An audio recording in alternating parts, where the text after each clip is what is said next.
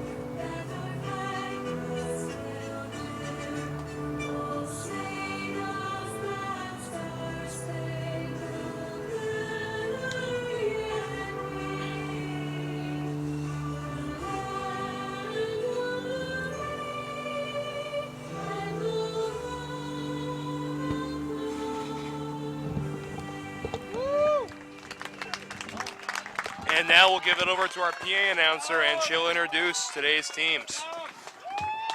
Now for your visiting starters from the Douglas Royals. Number 3, Jordan Britton Young. Number 6, Janessa Neufeld. Number 8, Michaela Moore. Number 10, Daniela Villio. Number 11, Keely Ainge. Number 12, Sierra Cooper. Number 13, Madison Heggie. Number 15, Laura Baldry. Number 17, Dallas Tilley. And number 21, Taylor Woodward. And for your home, Bellevue Bulldogs. Number 4, Tess Dixon. Number 5, Rachel Delmar. Number 8, Payne Gibbs. Number 15, Katie Sin. Number 20, Brianna Atwood. Number 21, Rain Sylvester. Number 23, Cassidy Mass. 24, Sierra Barkis. Number 25, Tanner Adams. And number 30, Alex Boyd. Let's play some ball.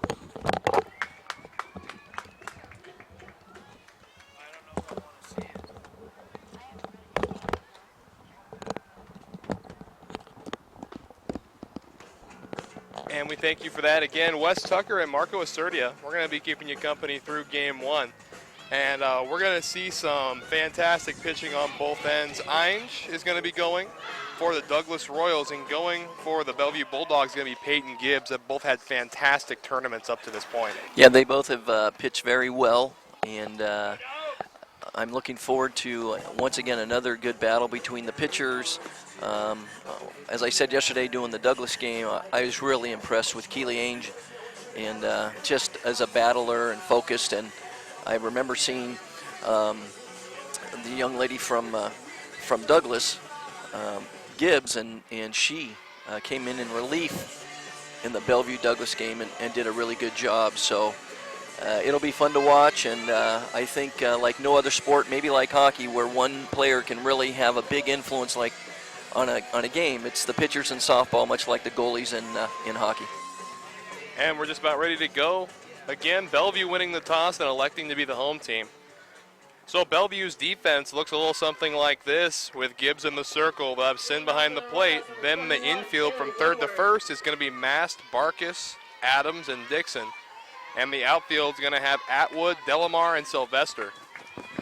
And they're going to be facing an electric lineup today in the Douglas Royals, and that's all going to start with the shortstop, Taylor Woodward. Woodward, again, a fantastic defensive shortstop. No slouch at the plate either. It's the first offering just outside, and we're underway. You know, Woodward was part of the NWAC first team and NWAC All-American this year, and won gold in the 2015 Canadian Western Summer Games with Team British Columbia. 1-0 offering. A little further inside that time. Count knotted up at 1 apiece.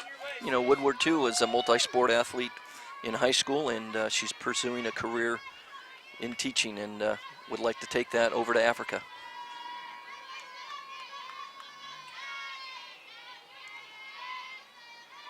Again, Gibbs, the pitcher, into her motion. Takes ball 2. Wayne Gibbs is great at painting the corners. We see her get a lot of calls that other pitchers just don't. Yeah, she likes to get out there to a left-handed hitter, and on the right-handed hitter, same thing. And you know, Woodward brings an average of 487 into this, so will be a good battle here. Outside, and now a hitter's count to Woodward, 3-1.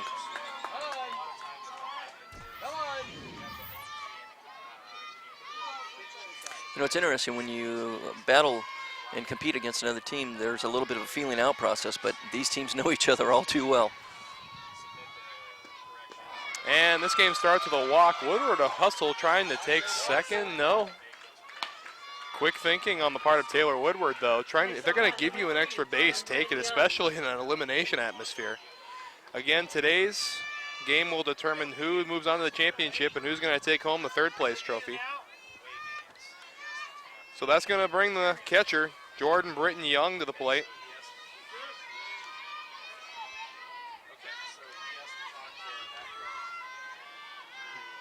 Gibbs into her motion. Young puts this one down. Dixon the field. They'll throw over to Adams, 1 away. Well, you can see Douglas is trying to play for that 1 run early, get on the board first, and Young did a great job of moving that runner over Woodward. So now she's in scoring position for the next batter here. And that next batter is going to be Dallas Tilley, the center fielder. And we've been watching these teams for a better part of a weekend now, and I can honestly tell you that a one-run lead is never going to be safe with both of these offensive calibers they have. First offering to Tilly from Gibbs, taken up high, ball one. Got some good zip on that pitch today. Oh yeah, they're not going to hold anything back and going to let it fly. There's no reason to. Tilly has signed a letter of intent to play at Simon & Fraser University, and she was a member of the junior national Canadian team as well.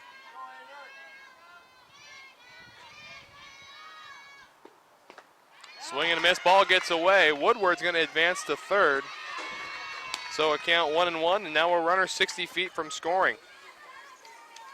You know, we talked yesterday about errors and base running mistakes. Once again, in these type of games, those type of plays can come back and bite you. One interesting thing about Tilly is she won Athlete of the Year in all her years in high school. Wow. Pretty amazing young lady. So a 1-1 pitch now. Swung on and hit foul. We'll set up again now. 1 ball, 2 strikes.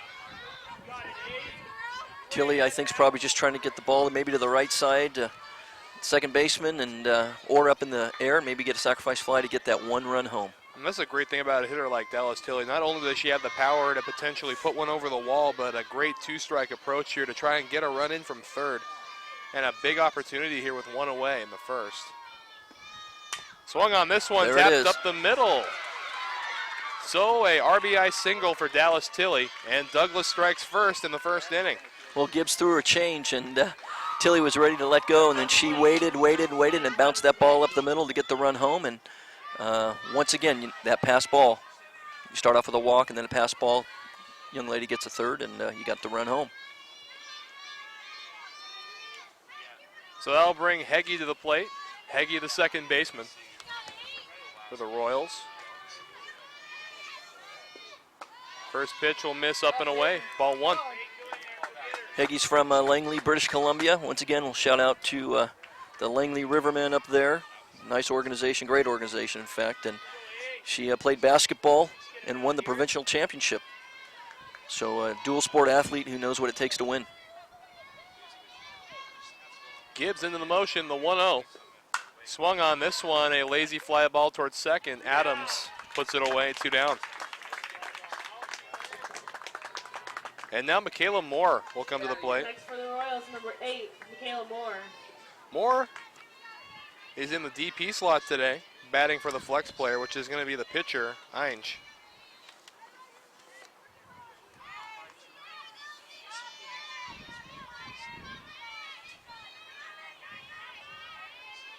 Gibbs ready. Outside, runner goes. Throw down to second, nowhere close. And now a runner in scoring position. Nice play there, I think, by Douglas to get the runner into scoring position. So opportunity now for Moore. Moore, another one of those hitters who can change approaches with the snap of a finger.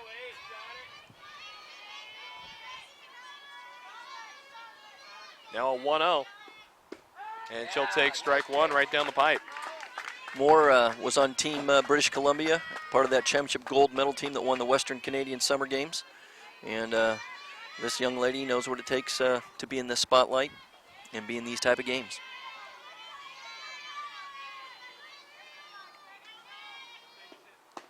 Outside, 2-1 now. Again, the runner Tilly at second base. Got good speed. Could possibly score on a single.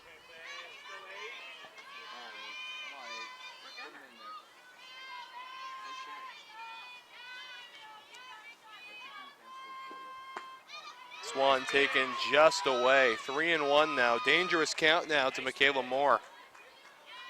Absolutely. I think everybody knows what's going to be coming here. So we'll see if Bellevue does something a little bit different here. Maybe throws something on the outside part of the plate. And they'll go inside. What a great pitch. threw a changeup on 3-1. What a great, great pitch. You know, 3-1 curveballs are the reason I have trust issues. And it looks like 3-1 changeup's going to be the reason that Moore has trust issues. Yeah. Goodness, what a pitch. That was a great pitch. This one tapped up the middle, and it's going to be fielded cleanly on a dive. They're going to send her. Play at the plate. They got her. Boy, Nice. Go ahead and refer back to our base running conversation yesterday. Yeah, nice play there by the shortstop for Bellevue. Did a great job, first of all, just getting the ball and then getting up and making a great throw to nail the runner. Boy, and that's a costly decision there as the first half of the first inning is gone. At this time, we'd like to remind you today's game is brought to you by Centralia College. Centralia College is your college for associate degrees, bachelor's degrees, and job training. Apply now to get a jump on classes and financial aid. Applying is easy and free. You belong at Centralia College. Visit www.centralia.edu for details.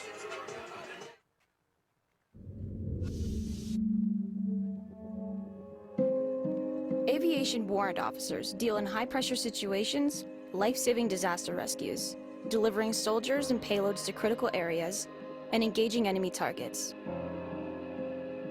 Supported by an aviation mechanic team on the ground, guard pilots control the sky.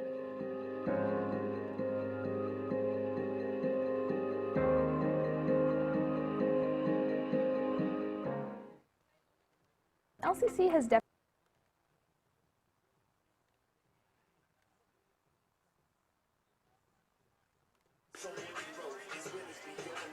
And we'd also like to remind you today's game brought to you by Eastern Washington University.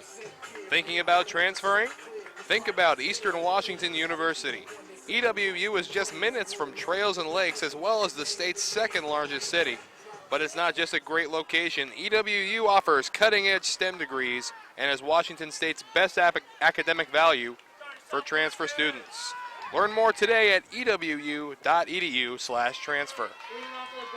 So Douglas drawing first blood here and ending on a little bit of a greedy play, wouldn't you say, trying to score a runner from second. Well, I think Douglas was trying to be aggressive. Runs are going to be at a premium, and so, you'd rather have the out there at home plate than maybe at third, but, hey, you can't question them being aggressive. You like that. So Barkus, the leadoff hitter for the Bulldogs, she takes ball one up high. Let's take a look at the defense that the Bulldogs are going to be seeing today. There's Ines on the mound. Britton Young behind the plate from third to first. It's Baldry, Woodward, Heggie, and Neufeld. And in the outfield, it's Cooper, Tilley, and Vallejo as the count's knotted up at 1. Barkus was named to the 2016 First Team North Region and is studying fire science there at Bellevue College. Great pitch on the outside, and it'll miss. 2-1.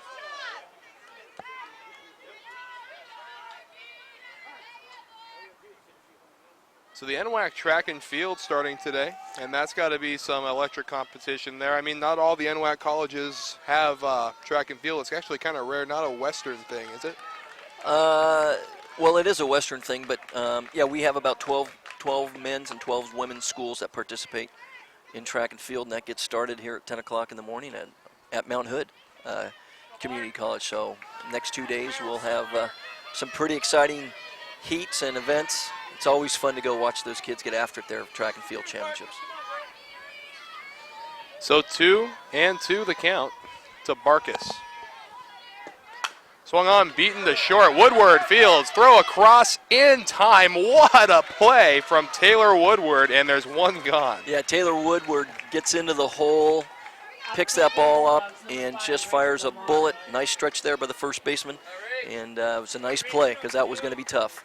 And that is not an easy play on the backhand there from Woodward. Fantastic range out there in the 6-hole. And that's going to bring up Delamar.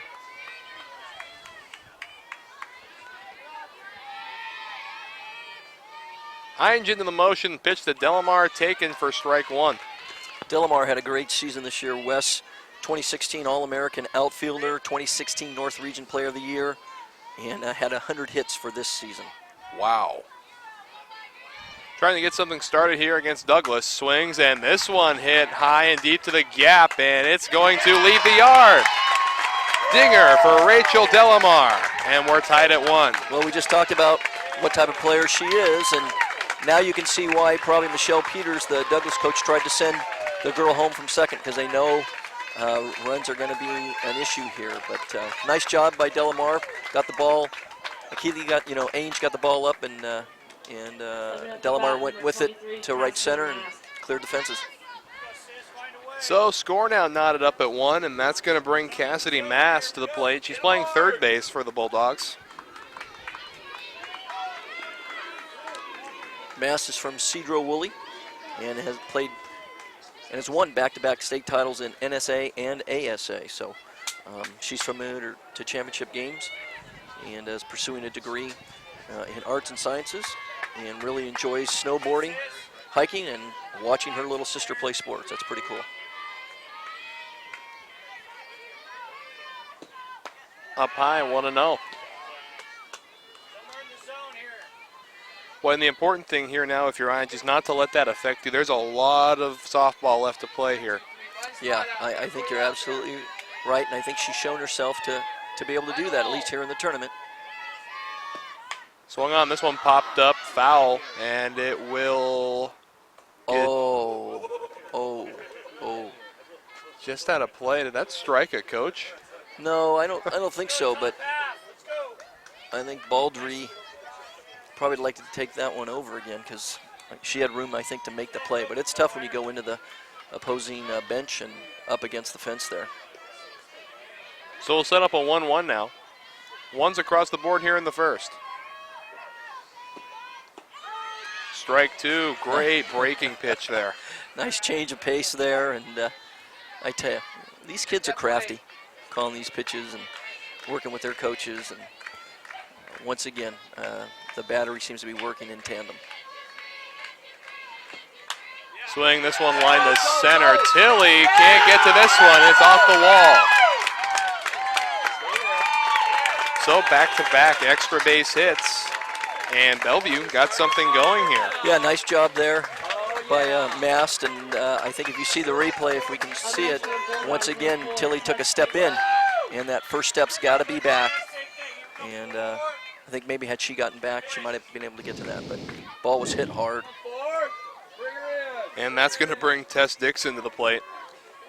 Boy, and if hitting is a disease, it is contagious here so far for this Bellevue lineup. And now stepping up is one of their better hitters in Tess Dixon.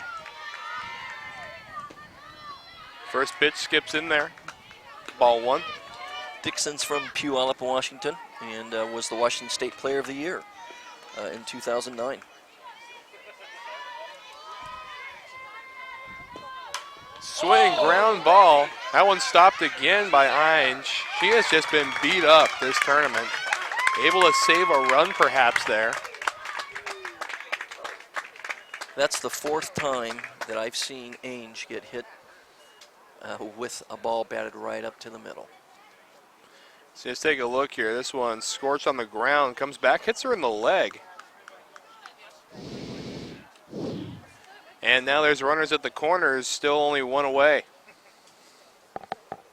I tell you, when this girl's done, she's going to be black and blue all over, but she's a competitor, understands sometimes the perils that come with that position, and I'm sure she'll bounce back here.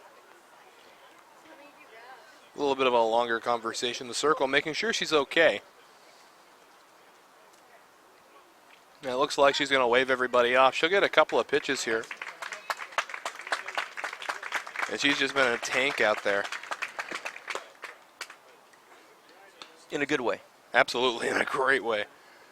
Taking damage out there, also recovering 50% of the time on those 4 to get the out. Couldn't quite get to it in time on that one. Well, sorry, Wes, but Bulldogs got a rally going here now. You got runners on first and third, 1 out.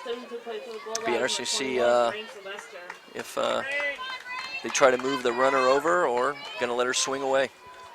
So that's going to bring Sylvester, the right fielder, up to the plate.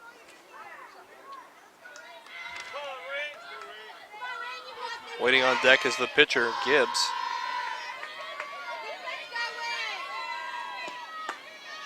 Pitch misses high and away. Rain Sylvester is from Lake Stevens, Washington. Hey, her hobbies is hockey. Hey. There you go. Gotta love that. Swing, this one hit high. And a catch made.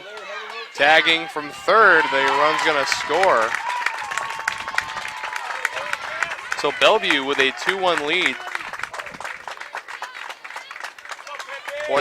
Bellevue being aggressive. We talked about that on the flip side with Douglas, and you wonder if maybe they should have let the center fielder, if she could have got there, catch that and have the momentum coming to home plate on the throw as opposed to backing up and throwing off the back foot. Be a good call there, but now a runner at first base. A run comes across, and there's 2 away here in the first.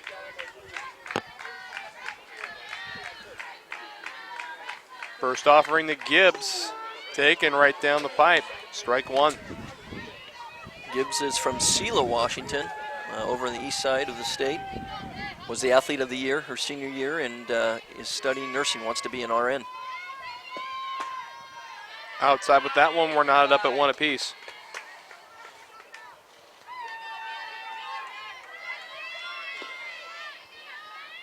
Well, we knew this was going to happen today, a true seesaw battle. And it's going to be like this till the last pitch. You know, I have a hunch, Wes, it could be. The only thing that I wonder is some of these pitchers have been throwing a lot this weekend.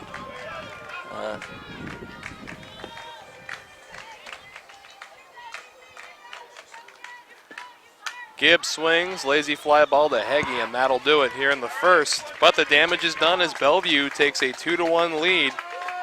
And we'll be right back. Second inning action coming your way on the NWAC Sports Network. Stick around. LCC has definitely prepared me to transfer to Oregon State because it's helped me with my study skills. I'm a much harder worker than I was in high school. I had a great support base by the staff, and I've made some great friends that I think I'll carry on with my life. I've definitely loved my classes. I've learned a lot. It's been a healthy environment. Don't be afraid to branch out. The people here are awesome. I'm going to be in it for a while, but down the road I'll be finishing up and be ready to join the workforce. What if your dreams could change the world? What would you do? Where would you start? Southern Oregon University is a place where anyone, everyone, can realize that dream. With over 40 majors, our accelerated degree programs, online and night schedules make sure your everyday life doesn't get in the way of your real life. Southern Oregon University. Learn. Dream.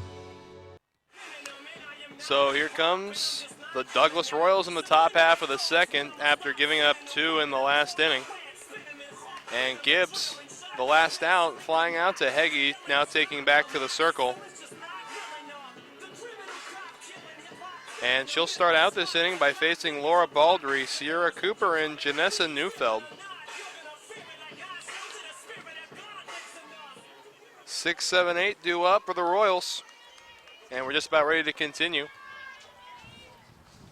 Baldry, a freshman, is from Surrey, BC, and was part of the U16 national first place team in 2015, and enjoys volunteering with Special Olympics and soccer, and is looking to continue her education at Simon Fraser and possibly go into teaching.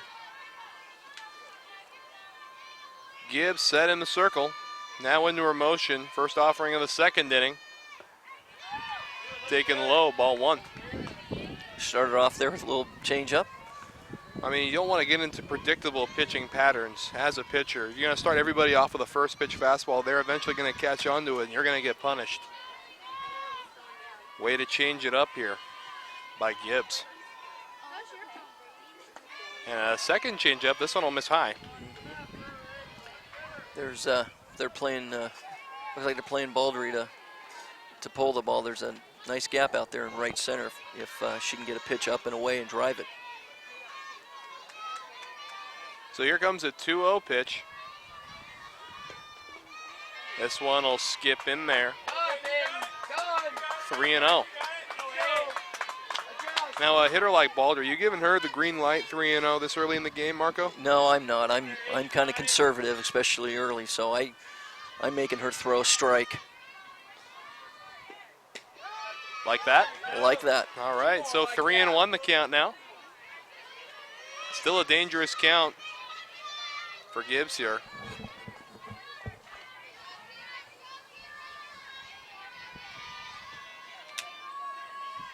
Three-one on the way.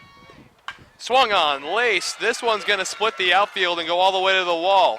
They're going to send Baldry to second, and it's a leadoff double for the Royals, as it looks like this inning may be another rebuttal. I mean, Douglas been so good at it so far today.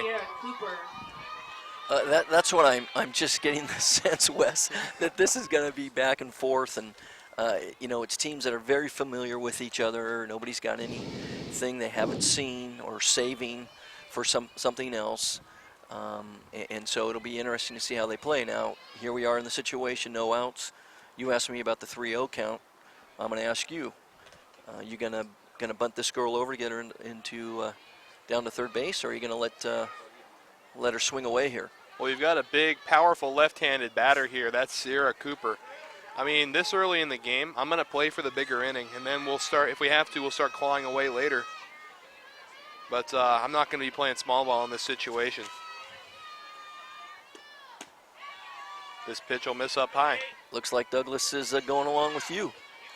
Cooper's from North Delta, BC, and won 2 provincial gold medals. Inside, outside.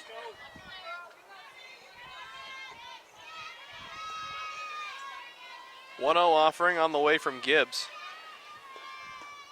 This one will miss in the same place, 2-0.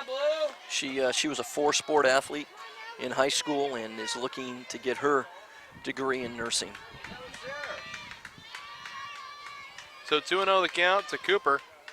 Cooper, the left fielder for the Douglas Royals. And she'll take a fastball right down the pipe, 2-1. Nice pitch there by Gibbs. Cooper at least just got to move the runner over, Wes. Man, the first baseman, Neufeld, on deck. How about There you this? go. So now runners at the corners, as Baldry had to hold up a minute, see if that liner would hang up long enough for Delamar to make a play. It was interesting. If you watched her, she like you said, she held up, but she didn't. She was looking in the infield, not looking at the outfielder, and so they got away with that there. But nice job by Cooper moving the runner over. Now I'm going to ask you again. You're going to bunt Cooper over, so now you have 2 runners in scoring position with 1 out, or you going to let her swing away? Well, I'm going to give Neufeld explicit orders here. I want you to take something the other way. They aren't going to be able to double you up. You got fantastic speed, and we're going to get a runner across home plate here to tie it up. Looks like we got a change. Indeed we do, and there's going to be a new pitcher in the circle. And it is going to be Sierra Lockwood.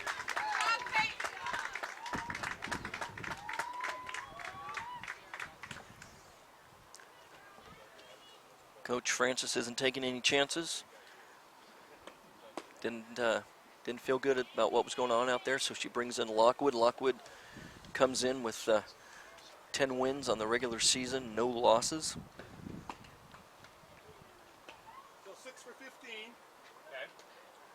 And Lockwood, we actually got a chance to watch her pitch in the first contest, and they're also going to bring in a new catcher. The new catcher is going to be Alex Boyd. So Boyd taking the place of Sin.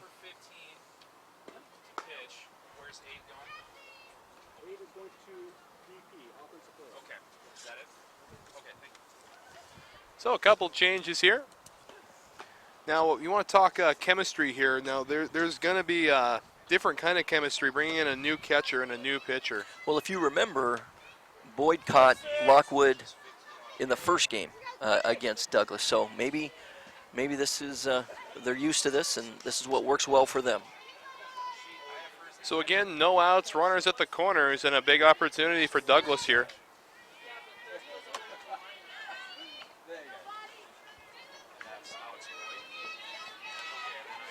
And it'll be Neufeld, the hitter. Come on, Six. First offering from Lockwood. Low and in. Ball 1. Neufeld is studying criminal justice there at Douglas College, and second team All-Star her first year here in the NWAC. This one grounded to third. They're going to look the runner back, throw on the first in time, and they're going to hold Baldry at third. So just as good as the bunt we were talking about earlier. Now 2 in scoring position for Daniela Vallejo. You know, nice play by the third baseman, Mash. Fielded the ball cleanly, took a look at Baldry, and then let it rip to first base to get the out. She did an outstanding job there. I mean, Baldry knows that with that look, she's not going to be able to take off in time to score, as Dixon has a fantastic throwing arm from the first base position. Lockwood's first delivery to Vallejo. Outside. 1 ball, no strikes. Interesting, they're playing the second baseman deep. Looks like they're going to trade the run for the second out. It looks that way. You remember Vallejo hitting a clutch home run yesterday. Nice pitch. That actually tied the game at 3 in the 7th inning. That was an exciting game yesterday, and she came up clutch. And talking about clutch, Lockwood just threw a nice pitch right there. So 1's across the board here in the top of the second. This one will miss. 2 and 1.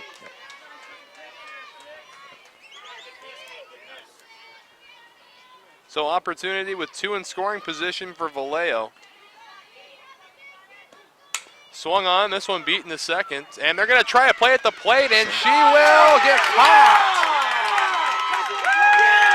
Fantastic play at the plate, and we're going to take a look here. Nice play by the second baseman. Absolutely, and it looks like going to have to bite our tongues a little bit there, as the second baseman came to the plate instead of going to first. Yeah. Well, Coach Francis knew how she needed to have the defensive alignment. Oh, I don't know. This is going to be I don't know. Still a conversation going now. Let's watch her slide when her foot gets to the base, home plate. Ooh, that is nearly impossible to tell from this angle. See if this one gives us a better look. Throw in from Adams, and yeah, I think that's the right call, getting her on the shoulder there. Yep, it's a good call. So now 2 away, runners at the corners, and Bellevue has a chance to get out of this unscathed, but they're going to have to do it against Taylor Woodward. Douglas needs Woodward to come through here.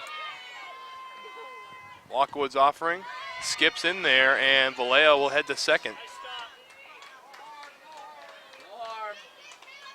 So now 2 in scoring position and a 1-0 count to Woodward. Now this is a little similar to yesterday's game with Douglas. Remember they had first and third with 1 out, or second and third and 1 out, and couldn't get the run in. And we talked about how that might come back to get them, and hopefully this won't. But I tell you, it's base running is so crucial in championship play. So a dangerous count to Woodward, 2-0. Lockwood having to come with a strike here. Up, and the count runs 3-0. Britton Young on deck.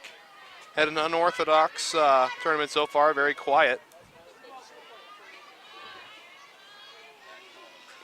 3-0, wonder if Woodward's going to take, or is she going to swing away? Answers that question. 3-1, taking all the way. Still a very dangerous count, though. Pitcher's still got to come with a strike here. Absolutely. And Woodward's expecting that, looking to stay back on something, because Bellevue team's been known to throw off speed in these hitters' counts. And there it is, laced into left center. 1 run's in, and here comes the lead run, and it's a 2-run double for Taylor Woodward. Woodward takes the pitch, goes right back up the middle, does a great job, and now 2 runs are in. And there's a reason why she's Athlete of the Year, first teamer, All-American. This one got a little spin on it, heading towards left center field. Fantastic piece of 3-1 hitting from Woodward. Not trying to do too much with it, just taking it the other way, putting it in the gap. Yep, absolutely. And here comes Young. Lockwood, ready again, into her motion. Takes strike 1, low and in. Young's from Richmond, BC. was part of a gold medal championship team in Western Canadian Summer Games in 2015, looking to become a sports psychologist. Outside, boy, aggressive secondary Yes. from Woodward out there at second base. Yeah, she doesn't want to make the third out there at third, but she is being aggressive. Young has a black belt in karate. Really?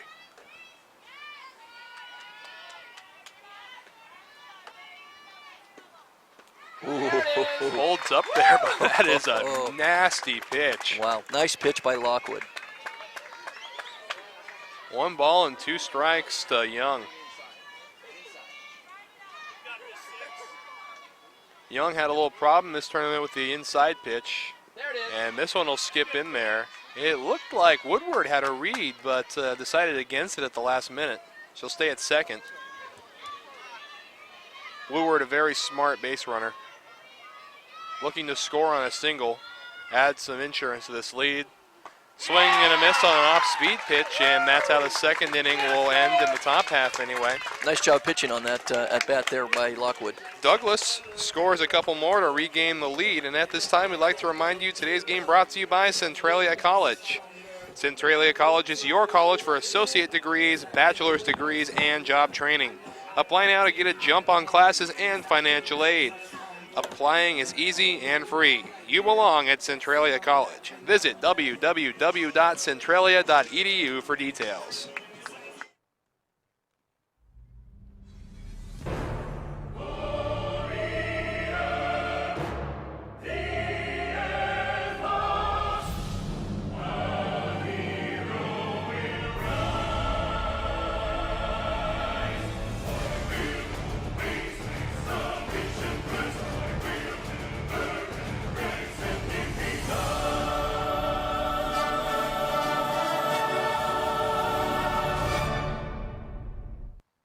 We'd also like to remind you today's game brought to you by Olympic College, the place to pursue your dreams on and off the field. With 11 women's and men's athletic teams, numerous ways to continue academically. There's something for everyone at Olympic College. Get busy learning at olympic.edu. So Douglas, with a 2-run rebuttal in the top half of the second, now lead the Bulldogs 3-2. Yeah, this is going to be very interesting. The way it's playing out early is that it could be whoever does the damage at the very end is going to pull out. But once again, 2 great teams, 2 very good coaches. They're familiar with each other, and this is the type of game that is exciting for the fans, exciting for the kids, and winner goes on. Loser goes home. When you're telling me this team, Douglas team, has to raise their own funds to go places, I mean, it's just a marvel. They're so committed to their program and at the same time so good. Absolutely, Wes. You know, they've struggled financially up there with institutional funds, and these young ladies pay to play, and so they're working jobs. They're going to school. They're competing, having to raise some of their own support, and I just think that speaks volumes for Michelle Peters, her coaching staff, Brian McClellan. Those people are trying to get this turned around, and they definitely are doing a great job up there. So Boyd sees the first pitch and skies it. This one is going to be played well by Neufeld, and there's one away here in the bottom of the second. And I think, too, Wes, people need to understand that though some of our schools can give partial scholarships, a lot of our student athletes are working. Some may have families that they have some responsibility for. So what these young ladies do, juggle their schedule, their academics, I think speaks volumes to who they are, to the coaches, and these kids just don't get enough credit. So one quick out, Inge into the motion. This one beaten to short. Woodward bobbles it, comes up firing, and got her.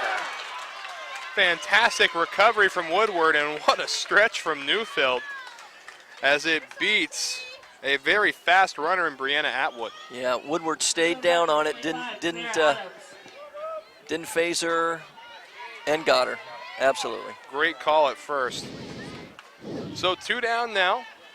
2 very quick outs, and as Kirk Rowland would say, now about to tie the oldest record in the game, 3 pitches, 3 outs. I think Kirk's as old as that oldest record. We'll have Kirk Rowland later today in the championship game, so stick around for that one. And I'm sure he'll have some stuff to say about you, Marco, so stick around. Kirk does a great job up there at Lower Columbia. All their teams are competitive. They do well. They take it very seriously. So the count 0-2. And Ainge, 1 strike away from getting out of here. And the batter right now, if we haven't mentioned it already, is Tanera Adams.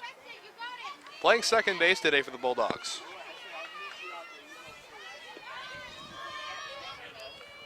Tanera's from Cedro Woolley and has won back-to-back state titles in softball. I'm looking on your sheet there. She has a nickname, it looks like. Bubs. Bubs. You gotta wonder how that gets started. Well, her hobbies are snowboarding, dirt biking, watching SpongeBob, and wrestling. All right. Adams settling back in. Another 0-2 on the way. Ainge into the motion. Outside. See, you use that 2-2. three pitch inning line, and now look what happens. It happened yesterday when Kirk said it, and it happened today when I said it. Deuces are wild here. Actually, it may have happened the day before when Kirk said it the first time. Skips in there, and the count's full.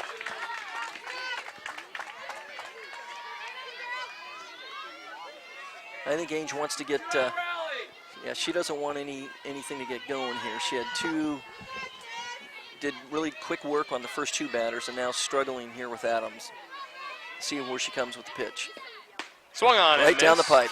Fantastic inning as the Bulldogs go down in order. So we have a scoreless half inning, which is going to be very rare in this game. So we'll see if Bellevue can put one of their own up after this. I initially declared my major in mathematics, but I changed my major to computer science after I took just 1 computer science class. When I took a CS class, I realized that it had all of the problem solving that I loved in mathematics, but I could make really cool applications. If you love solving problems, if you have a very logical and mathematical thought process, and you are creative, CS is for you. Really, if you love problem solving, we love you.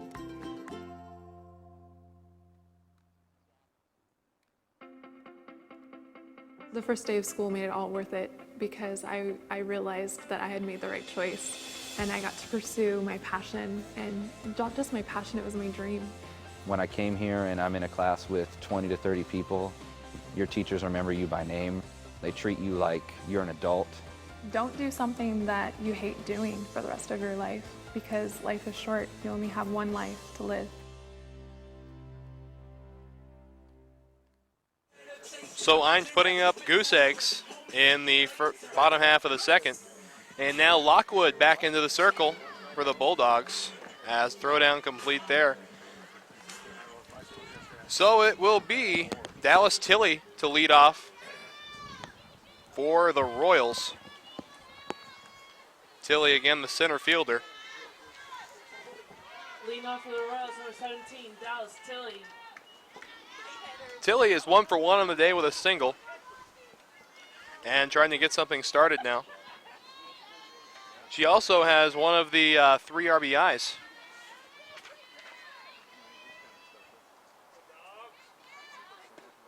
This one beaten foul.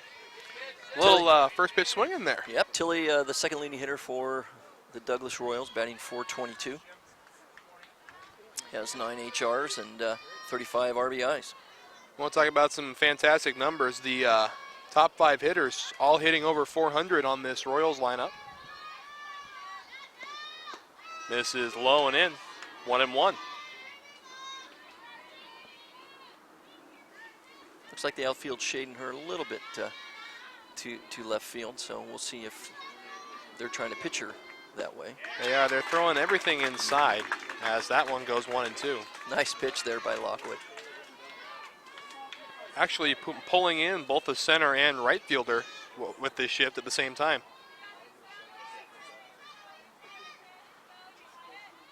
One-two offering to Tilley is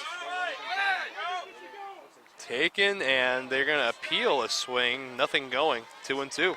I thought a great pitch again by Lockwood, came back with a little off speed, and she had Tilly thinking about trying to pull the trigger, and she held up. That's the beauty about being in the driver's seat. You can just mess with the heads of the hitters as now the count runs full.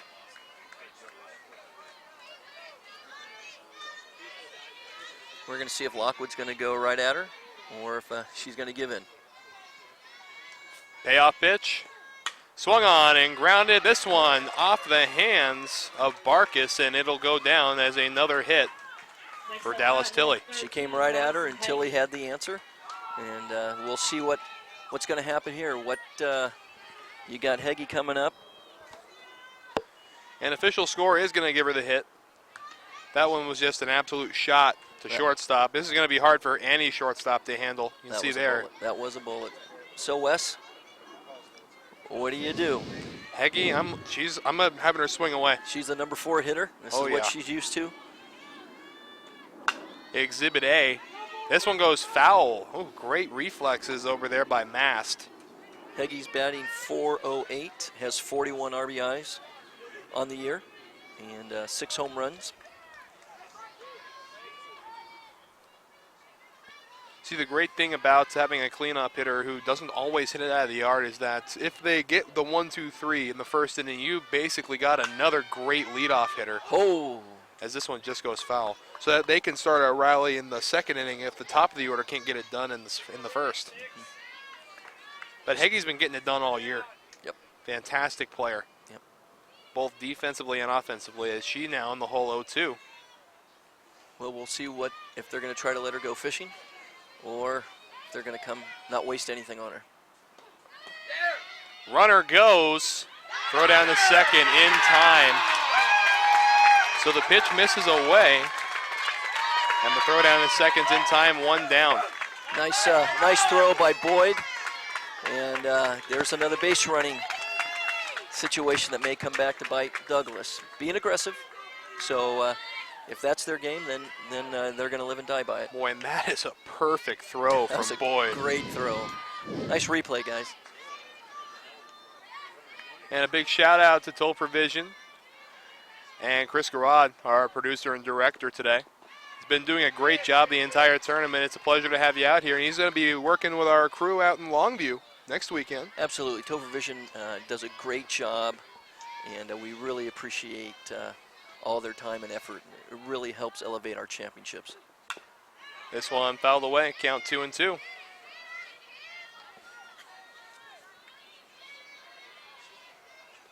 So when you get a leadoff runner on base, I mean, there's no reason to risk so quickly the possibility of a throw out. I mean, if this were 1 out in the inning, I could see that being more of a possibility to try and get something going if Heggie can't at least advance the runner. But I think that's just a greedy decision.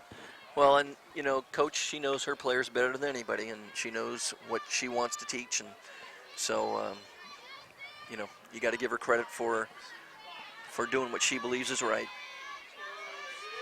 So we're set for another 2-2 offering.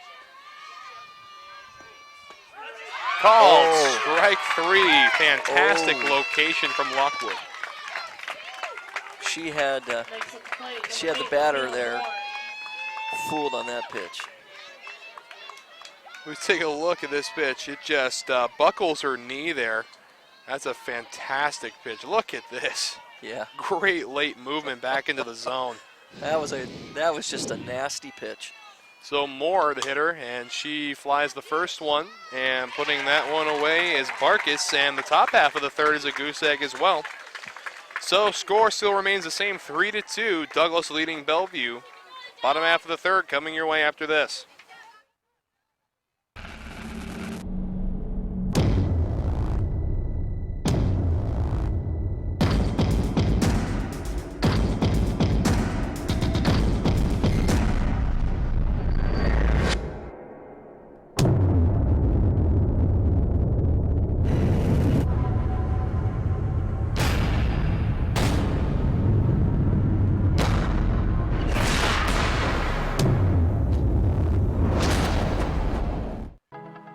Home is not a building, and it's not some number on a mailbox. It's a place where we grow and love and learn. At Southern Oregon University, our people, our programs, our place blend together like a family.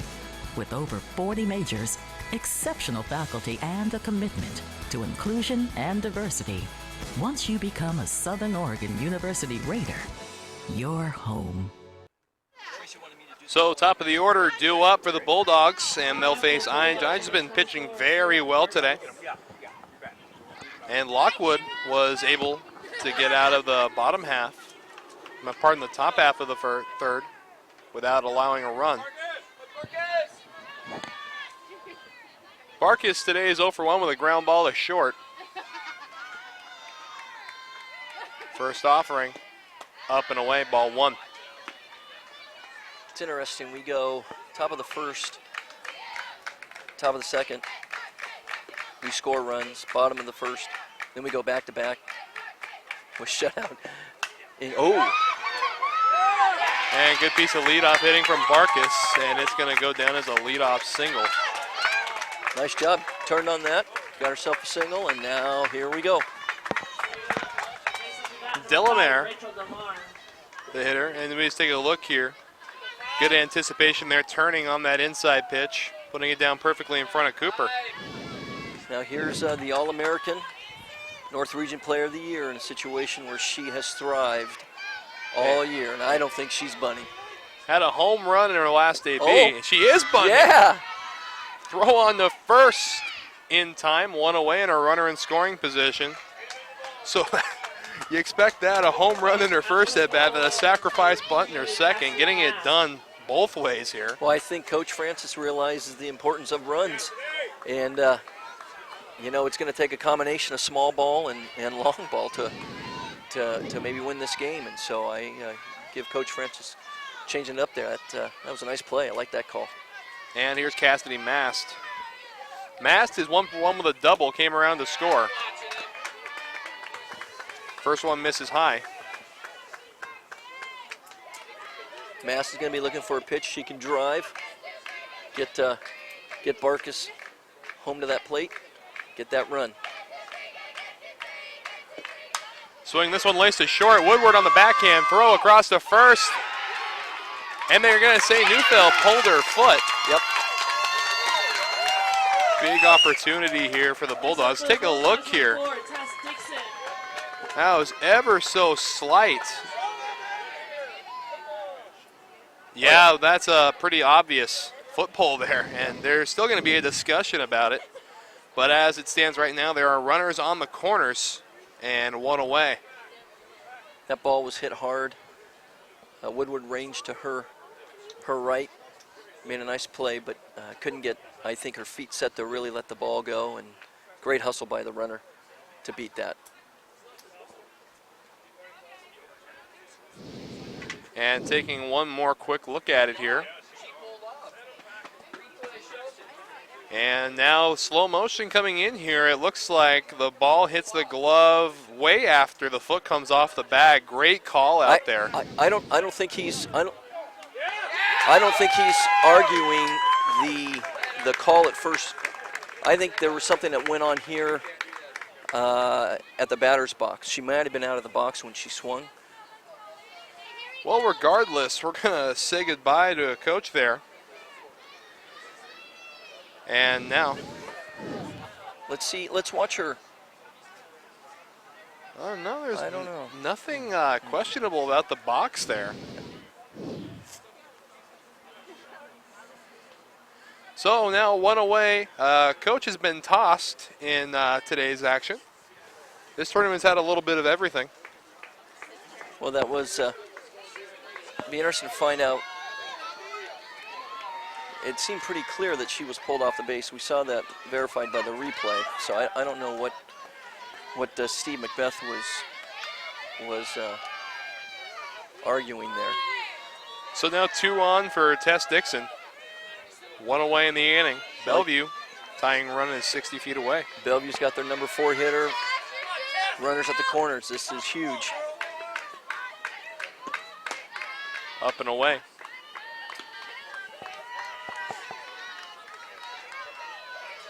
masked the runner at first. Good speed.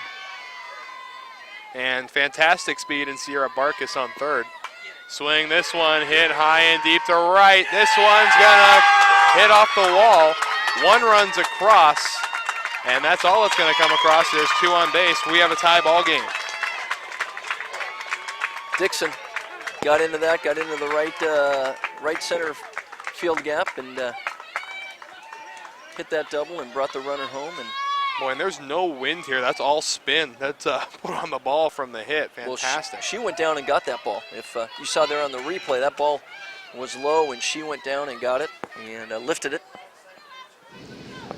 So the tying run already across, courtesy of Tess Dixon, and now Rianne Sylvester, the right fielder, to hit. As there's a conversation in the circle.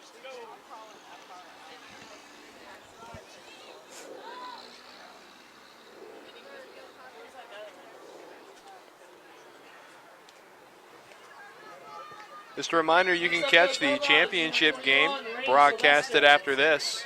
That game set to start at 11.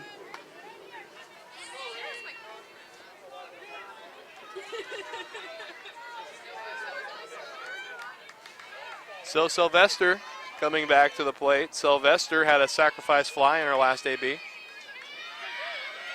See if she can get it done, give Bellevue another lead. Swing this one, grounded to short. Woodward stops on the backhand, and the bases are loaded. So good instinct from Woodward, saving a run. And now a possible double play set up. Yeah, that was going to be a tough throw. She might have not even thrown the ball because it was going to be tough. So it'll be interesting. Bases are loaded. See what happens here. So Peyton Gibbs comes to the plate. Bases juiced. Douglas has brought the infield in, so they're coming home with it. Here's That's a bleeder. It's a bleeder. Oh, catch there. Throw to the plate is not in time. Bellevue has a lead. Nice job on the sacrifice fly. Great catch. Fantastic. Good throw. And the runner beat the throw, so good play all the way around. You see the throw just a little late. A fantastic throw. It's interesting, the runner at second didn't take the base on the throw there. Number 30, Alex Boyd. And that'll bring the catcher, Alex Boyd, to the plate. So two down here. Douglas trying to get out of this with just a little hurt. Up and away, ball one. Boyd is a business major from Woodinville and has received an athletic scholarship for OSU. Skies this one. Staying in the infield, Woodward calling for it. And the side's retired. So Bellevue comes back and takes a 4-3 lead in the bottom half of the third. Don't go anywhere. We'll have more of this nail biter for you when you come back.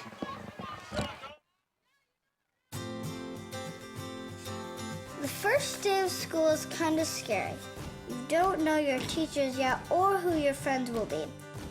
But school is really important. It's how you learn things and grow. Okay, I'm ready. You're gonna do great, Mommy.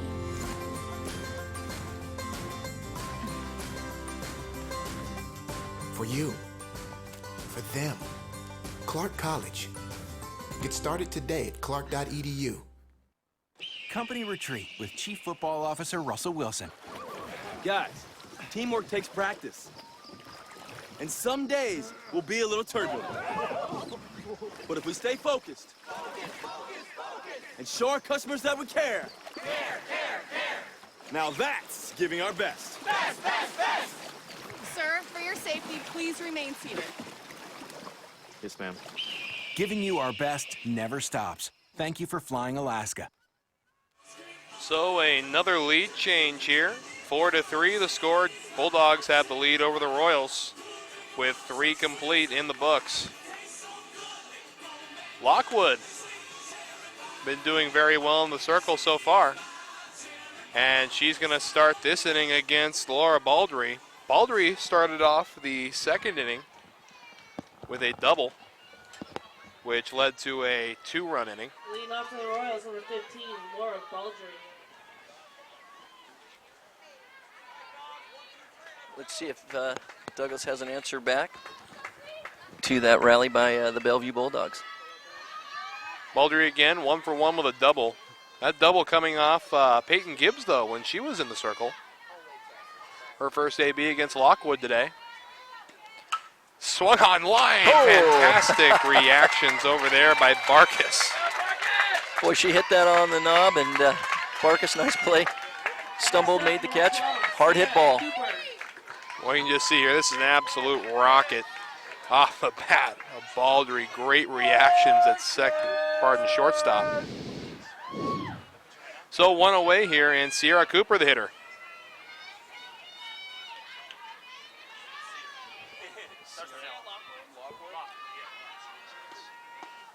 Takes ball 1 low and away. Cooper has a single to her credit thus far.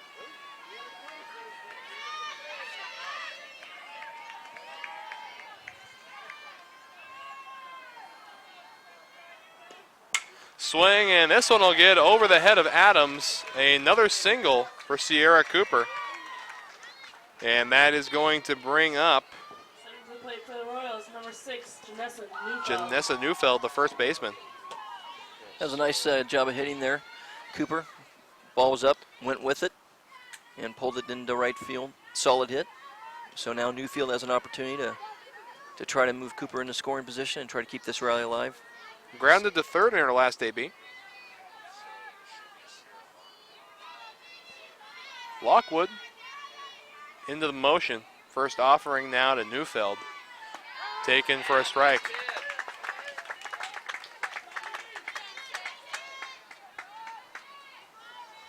Man, that's a dangerous pitch, especially first pitch. Yeah, that ball was up, and Neufeld, she was taken all the way. That was another good pitch. 0-2 to Neufeld. Neufeld's got to at least try to put the ball in play, try to make something happen, probably shorten up her swing and go with the pitch. See if Lockwood wastes one or she goes right at her. This one tapped right back to Lockwood. Lockwood bobbles it. Oh, goodness. Boy, Lockwood, it looked like she wasted that. Neufeld went out and got it, topped it, and that just was an error by Lockwood. Ball she's got to handle, make a play. Little PFP fundamentals there.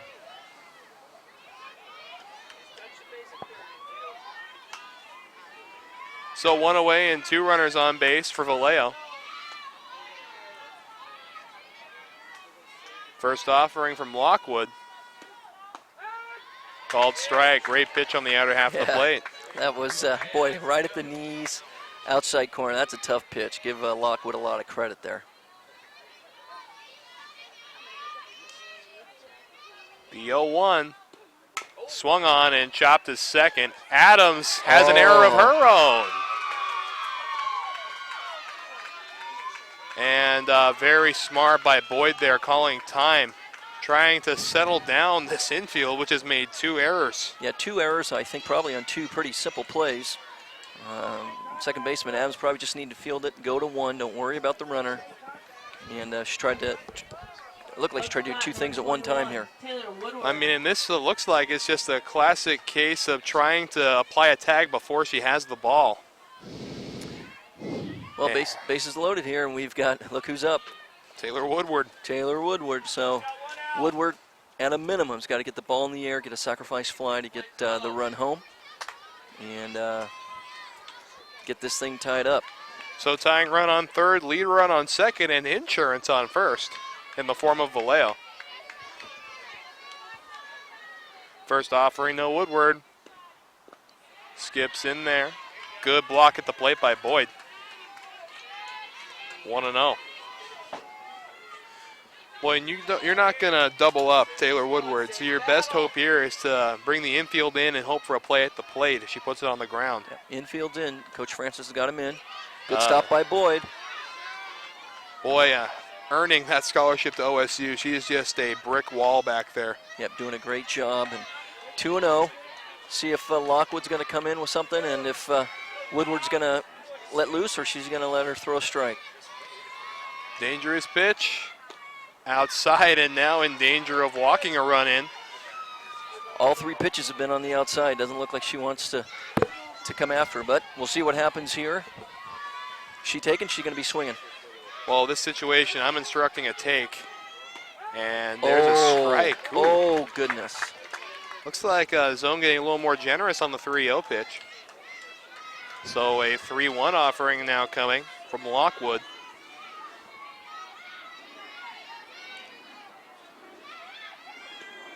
This one chopped his first base. Throw on to Adams. Not in time.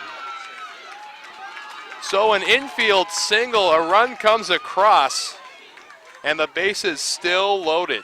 Well, you have 3 very soft hits with 2 errors, and you get a run. And remember we talked, Wes, base running and errors in championship games. Well, let's take a look here.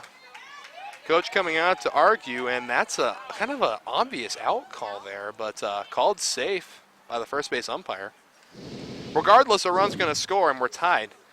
But this conversation can possibly change, no?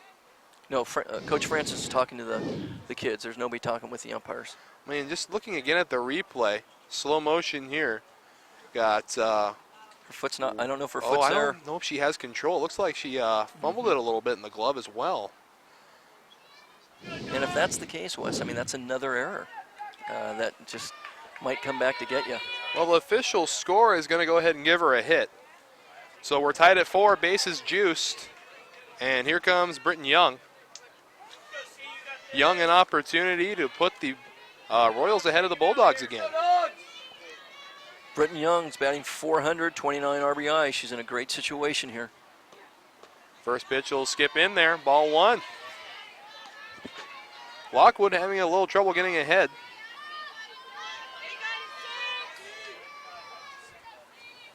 I think Young's due for one. She's had some good at-bats. Swing, this one flied foul, and great play there, runner tagging. It's in there, ball will get to the backstop, and they're gonna hold the runners up. So an RBI sac fly from Britton Young, and the Royals have a lead 5-4. Runners at second and third. Great play to make the catch, and pop back up, made the throw. It was going to be tough for her to get her. All her momentum was going away from the throw. You see, and with experience comes wisdom. I mean, most third basemen wouldn't catch that because they knew a run was going to score. They'd play for the strikeout of Young. But still a great range out there at third base from Mast. Now Tilly. Tilly takes strike 1. Same shift on her. Left field playing deep. Center and right in a little bit. Yeah, I don't know. I think Mast has to make that catch. It's a tough situation, and it was a great effort by her. Boyd, another great block, knots the count up at 1-1.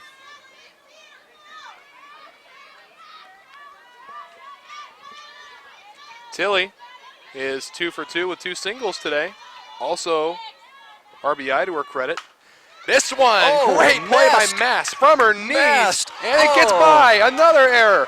One run's already in, and a second one comes across, and she's going to head to third. The throw, safe is the call. Safe. So a couple of errors on that play, and a couple more runs come across, and score's just going to give them 1 error.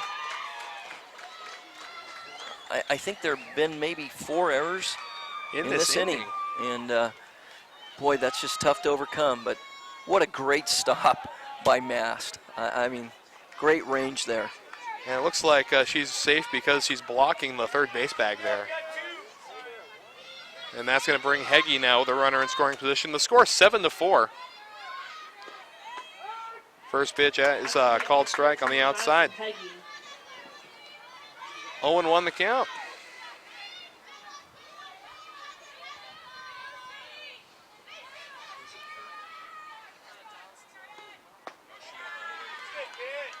And that one misses low. One's across the board here in the top of the 4th.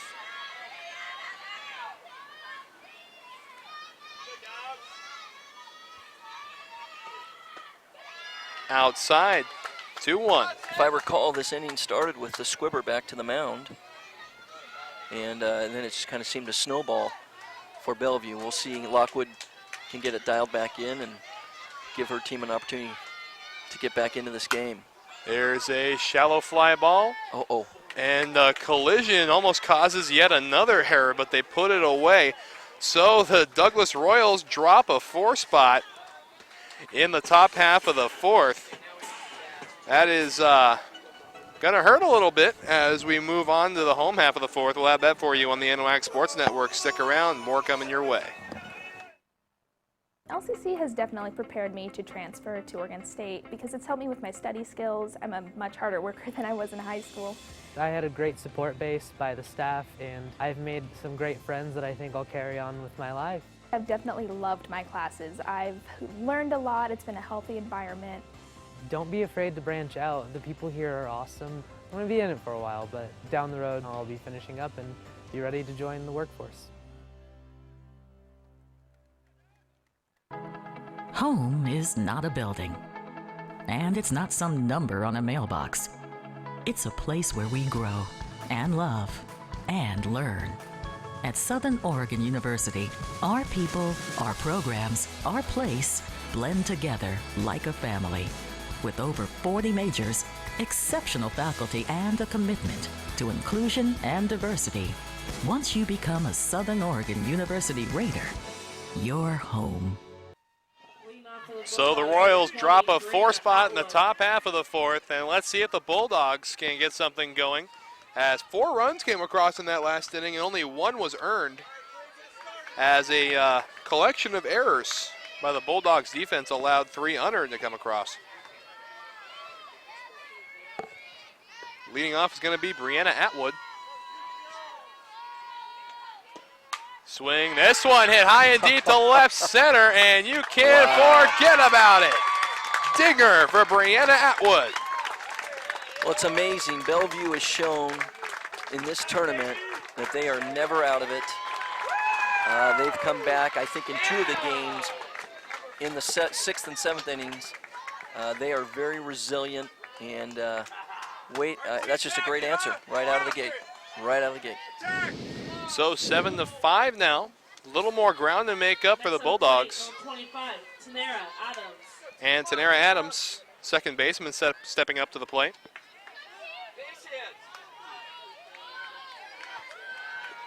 Now we'll see how Ainge responds to giving up that and getting the lead from her teams. If she keep it to just 1 run here. Well, she gave up the home run to Delamar in the first. Didn't seem to affect her too much. Just settle back in, do your job, and everything's going to work out fine. At least that's the theory. You know, I've been amazed with the poise that these young ladies have who are pitching. How they stay focused and deal with the ups and downs of being a pitcher. Time called at the plate by Atwood.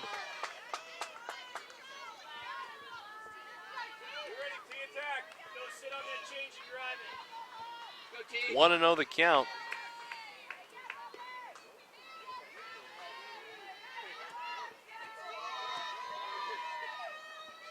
Next offering, outside and high, ball 2. You know, Wes, you talked about how there was no wind. The last couple days, the wind's been blowing out on this field, and that was a legitimate, and that got no help. That home run there by Atwood, she got all of it. Yeah, just some fantastic backspin from the swing there. And a 3-0 count. This may be the first 3-0 count Ainge has had all day today. Maybe all tournament. Normally very good and getting out ahead of the hitter.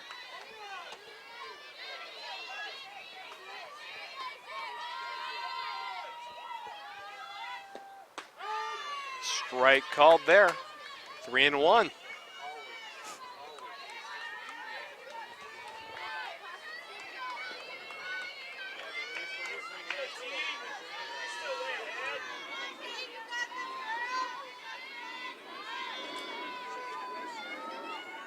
Adams calls time again. She'll step out. Ainge trying to control the pace of the game, and Adams saying, no, we're going to go at mine. Yeah, it's interesting here. You know, Douglas takes that lead, 3-run lead, and then boom, Bellevue answers right back. And so a little hesitation out there on the mound, I think, right now. So a 5-pitch walk issued to Adams, and that's going to bring the top of the order and Sierra Barkus to the plate. I tell you, this Bellevue lineup is just tough from top to bottom. All these young ladies can hit, they can run, and they are just never out of any game. So we're going to see a runner here coming in for Adams, and that's going to be Erica Torr. So Torr, the runner at first now.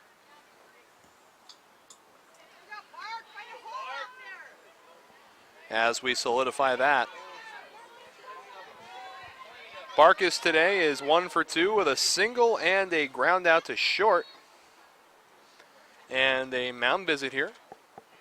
I think Douglas wants to talk a little bit about what they want to do and some of the situations that might arise out of this. If they're going to bunt her, if they're going to maybe try to steal a base here to get her into scoring position with no outs, and you've got Barkus and Delamar coming up, you know, the heart of their lineup, Gibbs.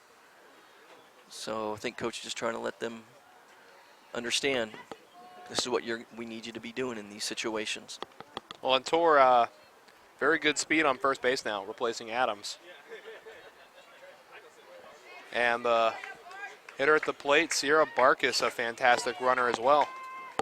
And in these situations, you know, the defense, they've got to be able to make the right decision and the right throw.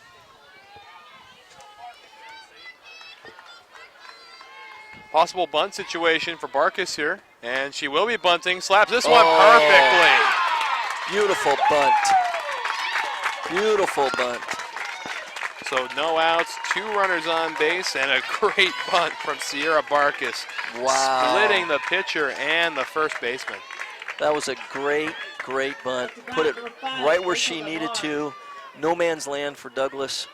And Bellevue continues to rally with their top player here, top player in the NWAC here with Delamar. Swing and this one into the outfield. And it looks like the bases are going to be loaded after that one. And here comes Tess Dixon. Oh, Cassidy Mast, I think, is up here. Oh, Cassidy Mast. Pardon, getting a little ahead of ourselves here. For the Bulldogs, number 23, Cassidy Mast. And they're going to bring the infield in against Mast. Looking for a home and wheel double play. Mast is batting .394. First offering to Mast. Taken for a strike on the inside corner, 0-1. Boy, and they can't scratch across a run here. I don't know. This is a great situation for Bellevue. Yeah, this is a great opportunity. You got your number 3 hitter. And this one is going to be deep enough to score 1. They'll go to third on the throw. Yep, smart play there. Good job. So good job on both sides. Score now 7-6 and 1 away here.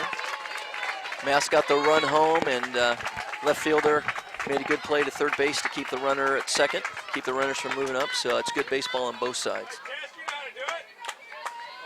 That's a great thing about baseball and softball.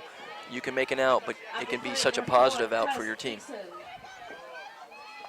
So Tess Dixon up now. Runners at first and second base, 1 away. This young lady, Dixon's got some serious power. First pitch will miss, up and away.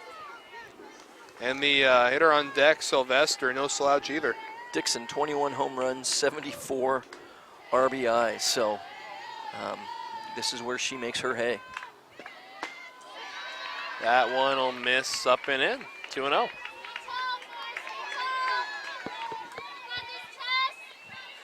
Well, Wes, you gonna let her swing? Absolutely, 2-0. This is gonna be almost a guaranteed strike. There's a reason she's in the 4-hole.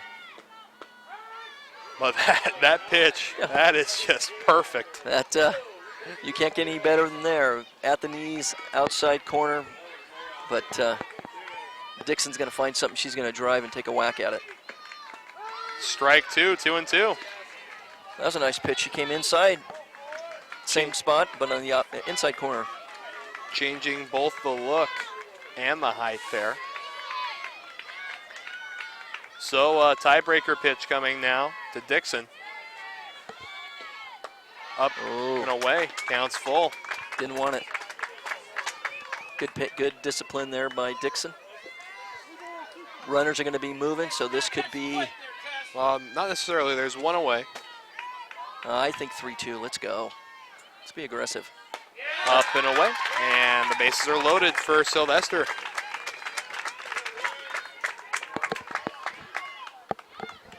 Next up for the Bulldogs, number 21, Rain Sylvester. It was interesting. Ainge got behind 2-0, came in, 2 really good pitches, and then went outside twice and didn't get her spot. So infield in again. Sylvester at the plate. Sylvester is 1 for 2, and she skies this one foul, and it will get out of play. 0-1 the count.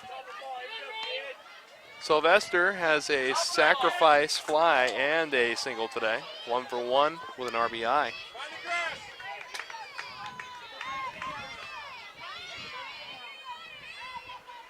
So 0-1 offering. Grounded home. They're going to get one out at home. Throw on the first, not in time. So there's 2 away and a great defensive play up the middle there.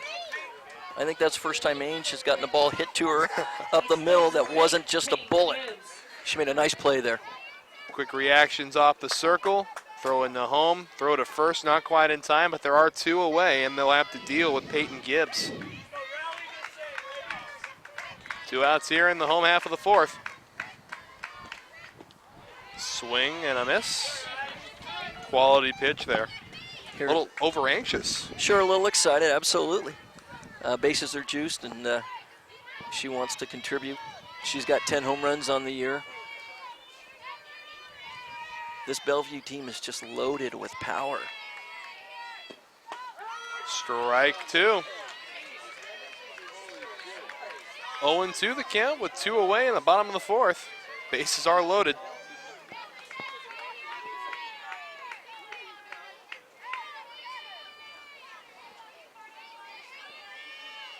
Boy, in so many ways you can handle an 0-2 pitch if you're a pitcher. And there's one of them right there. Where side is retired, they strand the bases loaded, but scratch 2 more across.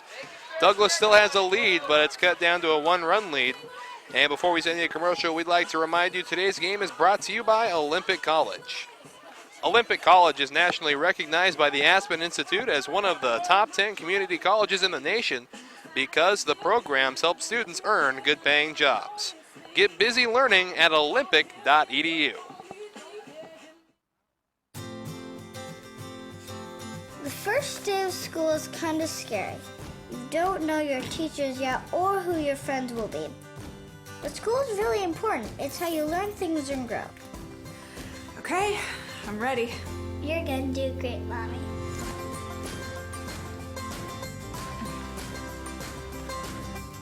For you. For them. Clark College. Get started today at clark.edu. We'd also like to remind you today's game brought to you by Centralia College. Centralia College is your college for associate degrees, bachelor's degrees, and job training. Apply now to get a jump on classes and financial aid. Applying is easy and free. You belong at Centralia College. Visit www.centralia.edu for the details. So top half of the 5th coming up now. The score 7-6 as Bellevue. Small rally there, stranding the bases loaded on some great defense from the pitcher, Ainge. And we're set to see if Douglas can add a couple more insurance runs to this lead. She did a great job of helping herself, you know, making, fielding her position well and battling back to squelch a rally. That could have been a much bigger rally than just the 2 runs Bellevue got. So Michaela Moore will be the hitter. First offering to Moore. Swung on. This one flied lazily into the triangle, and it's going to land for a leadoff hit. For those unfamiliar with the term the triangle, well, at least I like to call the area between three converging players the Bermuda Triangle. Anything can happen there. Players have been lost to injuries there, like planes, and sometimes the ball just lands in the middle. Well, it's funny. I'm looking up at the flags, and that's where they're blowing, right there to that area, right center. So maybe the wind had a little bit to do with it. We got a pinch runner, I think, Wes checking in. And let's take a look, see who we got. It's going to be number 7, Addison Lay, coming in. She came in to pinch run yesterday, stole a base. Once again, I think Douglas is looking to manufacture some runs here, get a little more speed on the base pass to make something happen. Well, Baldry is 1 for 2 on the day. She's hit both the balls hard, as we remember the last time, knocking the shortstop Barkis over. This one will miss inside, ball 1. So big opportunity here. This is again Baldry, good gap power.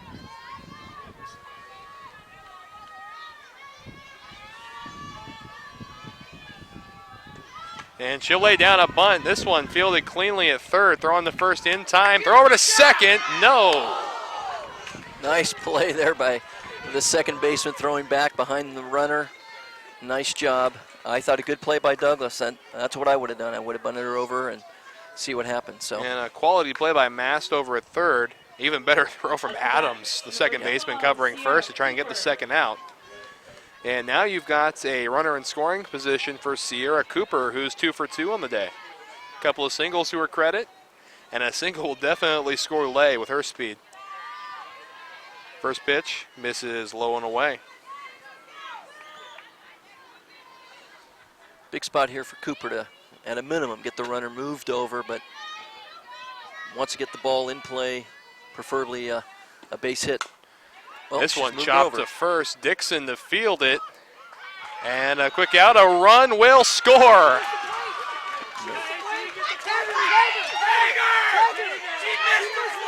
And it looks like there's going to be some commotion behind us about a runner missing the plate. A great play by Douglas, being aggressive. We talked about this earlier. It hurt him earlier, and now.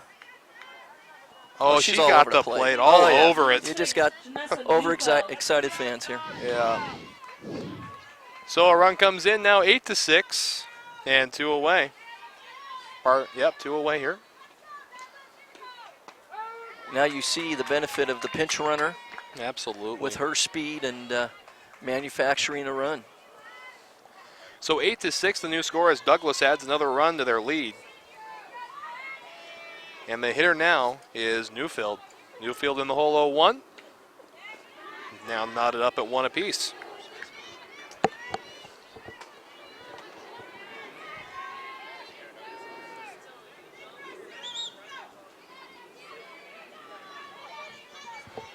Newfield is 0 for 2, reached on an error today, and she'll take strike 2. Nice pitch there.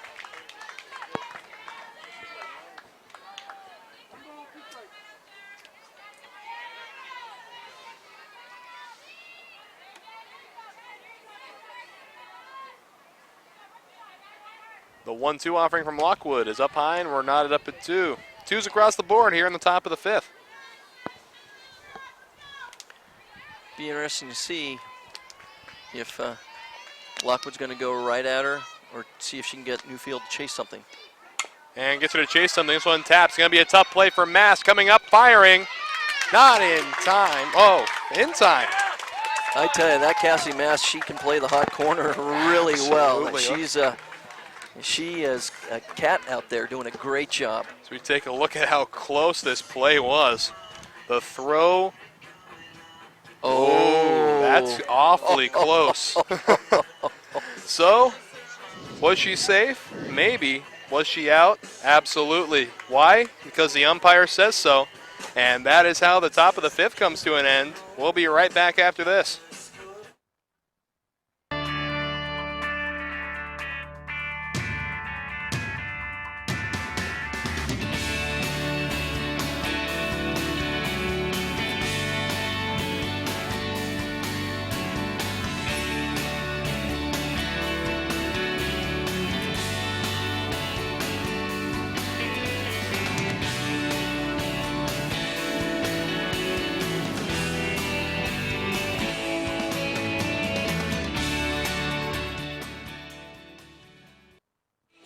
like to remind you today's contest is brought to you by Centralia College. Centralia College is your college for associate degrees, bachelor's degrees, and job training. Apply now to get a jump on classes and financial aid. The application process is easy and it's free. You belong at Centralia College. Visit www.centralia.edu for details. So 1 run coming across here in the top of the 5th. Now home half of the 5th coming up, and Bellevue trailing 8-6. And Alex Boyd, the catcher, to lead off. You know, Boyd's had 2 sky-high pop-ups. She's just missing. You know, she comes in with 13 home runs and 39 RBIs. Boyd also almost taller than the home plate umpire in her batting stance. You know, it'll be interesting to see if Douglas can hold Bellevue here scoreless after you take a lead. Tilly calling off Cooper at the last second, and another sky-high pop-up from Boyd. So 1 away here in the home half of the 5th. At bat, number 20, Brianna Atwood. And Brianna Atwood coming to the plate. Had a home run in her last at bat. Here's another girl on Bellevue that's got 13 home runs. So I tell you, they are just tough. There's no easy out on the Bellevue team. There's no easy out on the Douglas team for that matter that's true. either. That's true. Swing on a pitch in the dirt. No balls and a strike. You know, it's interesting. Bellevue comes in with a 383 batting average. Douglas, 382. Wow.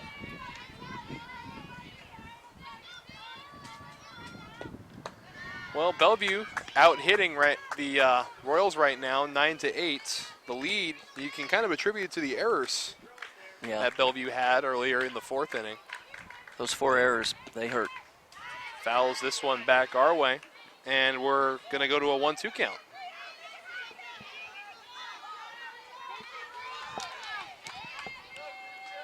I think those who follow baseball and softball realize the importance of when you get runs is to shut down your opponent when they come up, and so this is big for Douglas and for Ainge.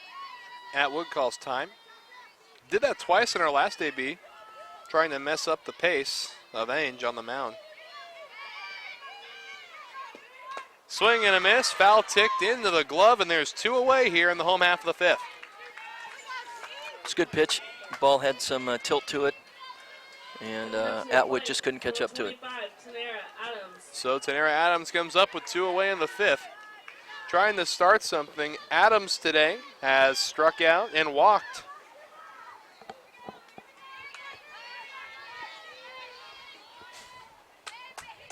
Adams just looking to get on, try to start a 2-out rally. First pitch is low in the dirt. Trying to see if they'll offer 2 batters in a row, capitalizing on some eagerness up there. Not working that time. Count goes 1-0.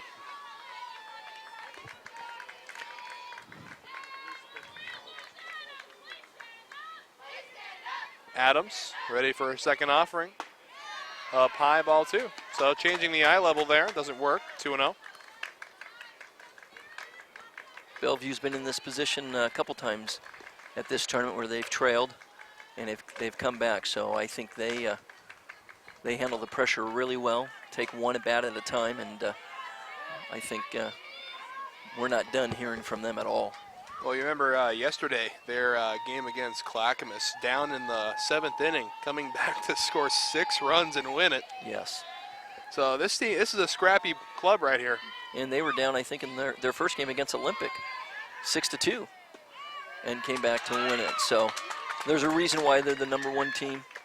And the count runs 3-0, and it's important to have the 2-out focus that you have when you come out for the first out, because if a team gets life, they're going to do everything possible to try and scratch that run across. And a leadoff walk is just a lack of 2-out focus. Yeah, it's really important. I don't think Ainge wanted to get this deep into the count, but she's been resilient all tournament. She's focused, doesn't seem to be fazed by anything, and we'll see if she comes right after Adams here. So the 3-1 offering, just outside. And there's a runner on first base, and that'll bring Sierra Barkus up. Yeah, that's the last thing she wanted to do, because now you bring the top of the order up, and Barkus and Delamere, Mast and Dixon.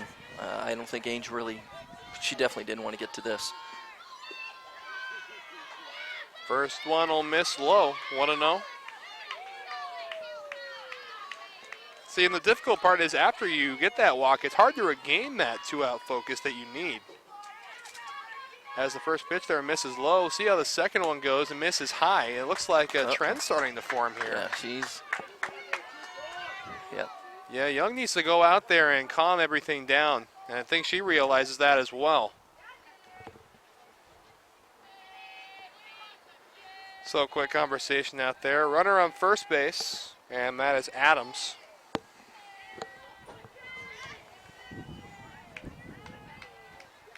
So imperative that the catcher is in tune with their pitcher, understands what's going on, understands if there's she needs to be challenged or she needs a pep talk, encouragement. It's good to see Young go out there and take care of that. Swung on, beaten the third, and this should do it, throwing the first in time. So a goose egg in the bottom half of the fifth, and Douglas still has the lead 8-6. 12 outs remaining in this contest, and we'll see the first of those when we come back after this. What if your dreams could change the world? What would you do? Where would you start? Southern Oregon University is a place where anyone, everyone, can realize that dream. With over 40 majors, our accelerated degree programs, online and night schedules make sure your everyday life doesn't get in the way of your real life. Southern Oregon University. Learn. Dream.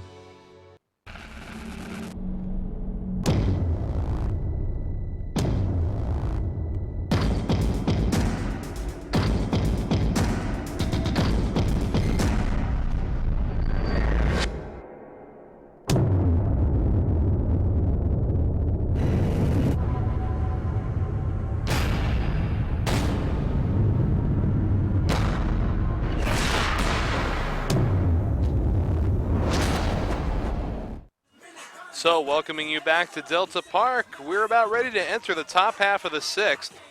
And Douglas looking to add some insurance here. And they're going to start with Vallejo, the 9-hole hitter. Vallejo, to her credit thus far, has reached on a fielder's choice and an error. So we'll see how they start out to her. The Royals, number 10, Daniela Bellevue. Boy, and Marco, how important is it now to get some insurance against this heavy-hitting Bulldogs lineup? Absolutely. Douglas has just got to get anybody on any way you can, get them in a scoring position, because I don't think 2 runs are going to be enough for to take care of Bellevue. First pitch to Vallejo will miss outside. 1-0. Bellevue's history and heart shows that doesn't faze them. 2 runs doesn't faze them at all.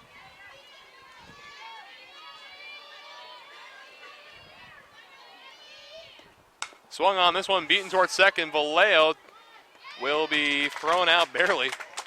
That ball came up on Adams right at the last minute. She handled it, made a quick throw, and got the speedy Vallejo out. If you take a look here, what you say, looks like it's going to be an easy hop, but the last second goes up. Great way to stick with it from Adams, securing the first out. There's one away here in the top of the sixth. So top of the order we go, and Taylor Woodward. Woodward today has a double, a single, and a walk to her credit thus far, as well as a couple of clutch RBIs. Good pitch there by Lockwood. She changed the pace, and Woodward thought about it. I think Blue even thought about it, but I thought it was a nice idea by Lockwood there. So 1-0 the count.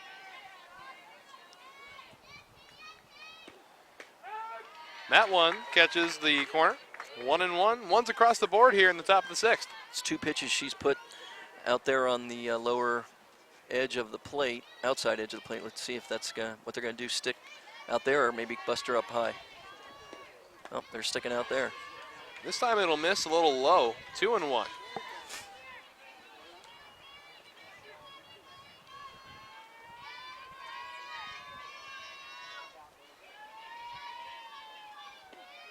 Swing, and looks like part part of the back came off there, the ring at the knob.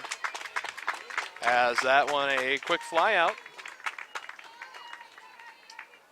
Yeah, the ring at the knob came off, so 2 away. And we'll need to fix that. And that's going to bring up Britton Young. Young today has a sacrifice hit, 2 sacrifice hits to that matter, and has a strikeout.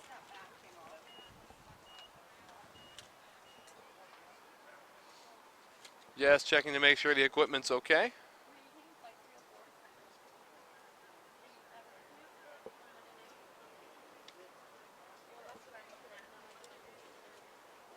So that bat is going to be taken out of play for now. Next at bat, number 3, Jordan Britton Young. Young again, 0 for 1, has 2 sacrifice hits today and a strikeout.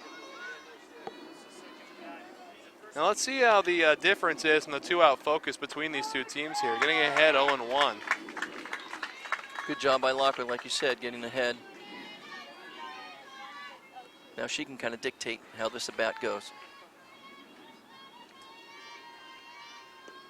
Or there can be a ground ball over there. Mass, good range, throw on the first. In time. So 3 up, 3 down for the Royals here as it took the umpire a little while here to make a call. Let's take a look at the replay here.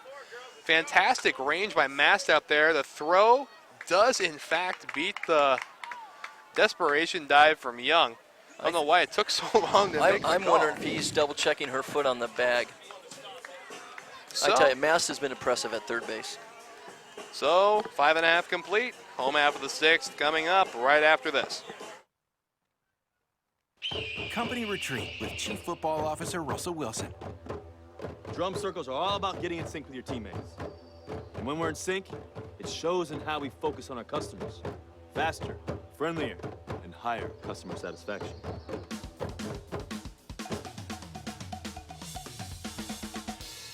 Sometimes you have to improvise to meet your customers' needs. Giving you our best never stops. Thank you for flying Alaska. The first day of school made it all worth it because I realized that I had made the right choice and I got to pursue my passion, and not just my passion, it was my dream. When I came here and I'm in a class with 20 to 30 people, your teachers remember you by name. They treat you like you're an adult.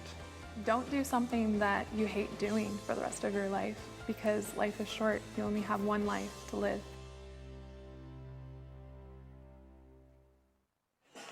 Home half of the 6th, and who's set to lead off but the player of the year in Delamar, as Bellevue got a little bit of ground to make up as they have 6 more outs to work with here.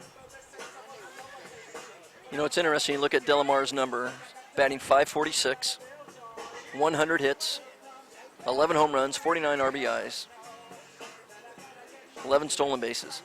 I mean, and one says, well, why not just walk her? Well, then one may reply, look at what she's got coming up after her. I mean, you've got Tess, Dixon, Sylvester, and Gibbs, followed by Boyd. I mean, this is almost ridiculous, the kind of power that this lineup has. I mean, we've been saying that all day, but it just never fails to amaze. Yeah, there's a reason why they were 18-2 in their league in the northern region, and you combine that with their pitchers, Lockwood and Gibbs. They're a pretty complete program. Coach Francis has done a good job there. They continue to be in the tournament, seems like, every year.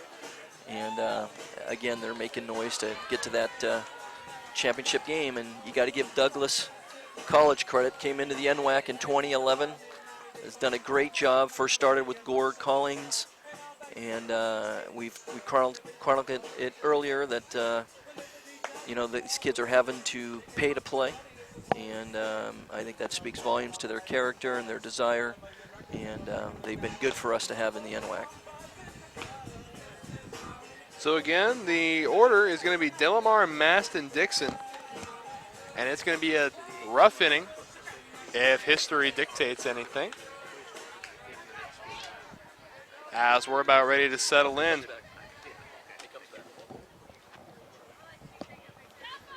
Leading off for the Bulldogs, number 5, Rachel Delmore. So Delamar set to lead off. Ainge back into the circle.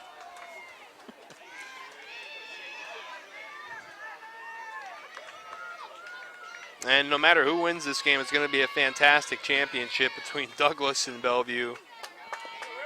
I mean, both these teams, fantastic, and they're going to be facing a team that's equally fantastic, Mount Hood. Yep. Well, I was thinking, Wes, sorry to interrupt you, but yeah. I was really thinking Ainge has got to get ahead of Delamar, and she's down 1-0. This is just, you can't, I don't think you can pitch from behind to this kid too often. The 1-0 offering is swung on and flied. This is a big out if they can get it. And great range over there at second. And there's one away here. Give Ainge credit there, boy. Got her on the inside part, got her hands, tied her up a little bit there, and got the pop fly. That's a good job of Ainge. So one away here on the put out by Heggie. And that is going to bring up Tess Dixon. No, Cassidy Mast. I keep mixing that up today, don't I? Yeah. Yeah, I tell you. A little ahead of myself. Here comes Mast at 394, followed by Dixon, who's 449. Big swing and a miss. Big string, big swing because she pulled the string on her. That was a nice pitch by Ainge.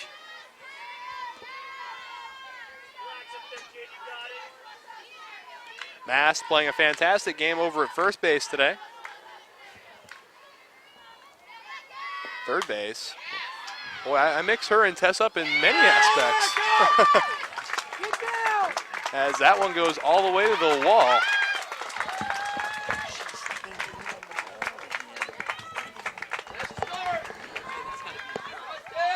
So a misread in the outfield by Cooper. I mean, this is relatively routine out there. Tess just takes a bad route to it. Yeah, she took a bad route to that. That game like this, you got to have that. So it'll be Dixon now the hitter with one away. Opportunity on the error to Burnham. Called a strike on the outside corner. Might be a little difficult out there in left field with the sun, but boy, it's a ball that I think she's probably going to catch most of the time. Boy, the sun, a foreign object in Delta Park. As the count now knotted up at 1-1. One's across the board here in the home half of the sixth. Here's Dixon. 21 homers, 74 RBIs. Quick play over at third on the second, not in time. So 2 down and quick reactions at third by Baldry. Boy, I thought Dixon was looking for that fastball, and Ainge pulled the plug on it, and she got way out in front of it.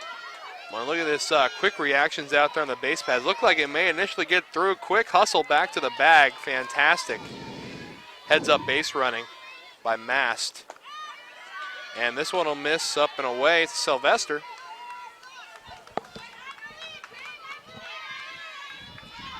So 2 down in the inning. Runner in scoring position.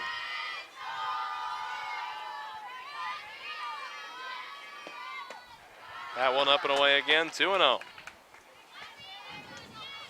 And it's just another hitter you don't want to get behind.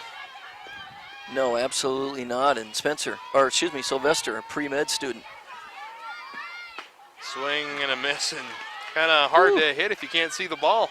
So Yeah. 2-1. She had a big swing there. Head got pulled out a little bit, but over there waving at the Topher Vision van and left. Strike 2. So 2's across the board here in the home half of the sixth. Opportunity now. Both sides needing this. I think a base hit, 2 outs with mass speed, she's going to score. So it's a key pitch here. Up and in.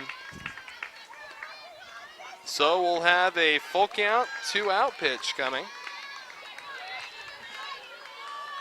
And on deck is Boyd. Another player you don't want to see with runners on base. Swung on, popped up. This one's going to get out of play. So we'll set up another payoff pitch.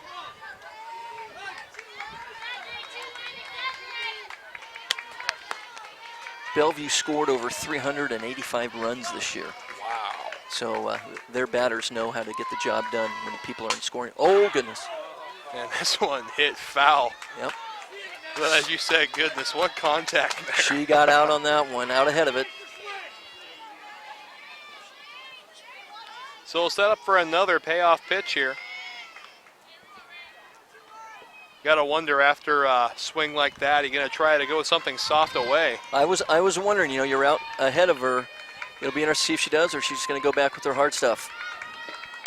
And this one's skied to short. Woodward calling everybody off. So 2 goose eggs in a row for Ainge, and off we go. Time running out here as 6 outs remain in this contest. Top of the 7th coming your way on the NWAC network after this. The first day of school is kind of scary. You don't know your teachers yet or who your friends will be. But school is really important. It's how you learn things and grow. Okay, I'm ready. You're gonna do great, Mommy.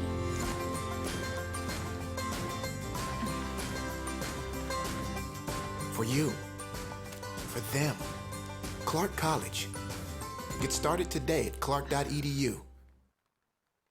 I remember the moment clearly. I'll never forget that moment. As long as I live. I realized at that moment, when we first saw the damage, these people really needed us. And I was going to make a difference, right here in my community. Together with local responders, we cleared trees and collapsed walls. We had to get to the family trapped beneath. As a citizen soldier, I made a difference. Be there for your community at NationalGuard.com. Last inning of regulation has to get underway. Lockwood back into the circle, and she'll face a red-hot Douglas team. And the first one she will face is going to be Dallas Tilley, the center fielder. Tilley today is 2 for 3, 2 singles and reached on an error. Also an RBI to her credit thus far. Tilley in high school was a 5-sport athlete. Really? Yeah, running track and field, cross country, basketball, volleyball, softball, and soccer. Wow, well-rounded player here. Absolutely. Very talented young lady. Swing and no liner foul. Whoa, she couldn't wait long enough. Well, she waited a little bit longer. There may be a hole in the umpire's foot. That was a rocket. Yeah, she turned on that, so we'll see what Lockwood does here. Lockwood's ahead 0-1. Trying to put a 0 up there for Bellevue. Douglas trying to add to their lead.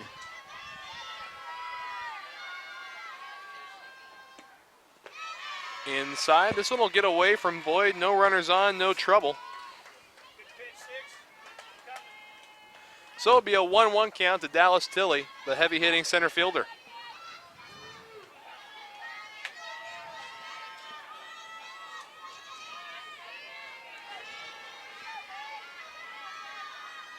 One on the way.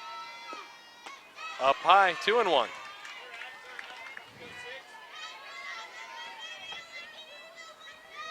Tilley actually made the top 30 for the national junior Canadian team. So this young lady, a very skilled athlete.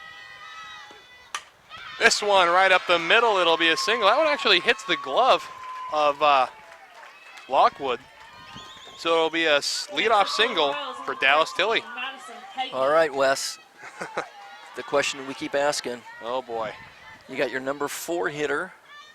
You're up 2, top of the 7th. You gonna let her swing away? You gonna move that runner in scoring position? I'm letting Heggie swing away. She's had a great tournament so far. She has flown out twice today and struck out 0 for 3. So with those numbers, I think I may have her bunt here. And that one waved at and missed. Whoa, that kind of looked like somebody wasn't sure they wanted to bunt.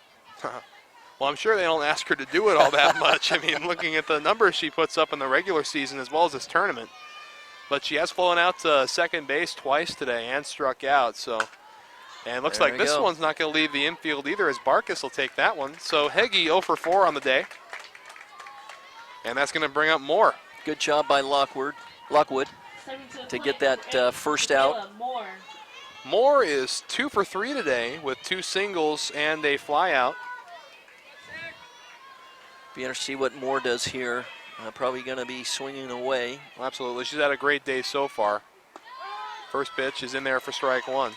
And there's really no reason to try and put a runner in scoring position now. I mean, they may get lucky and end up with a pass ball, but I'm going to let Michaela hit here. Outside. Woodward did have 18 stolen bases, but I think I would agree with you. I don't think I would be sending the runner here. Nah.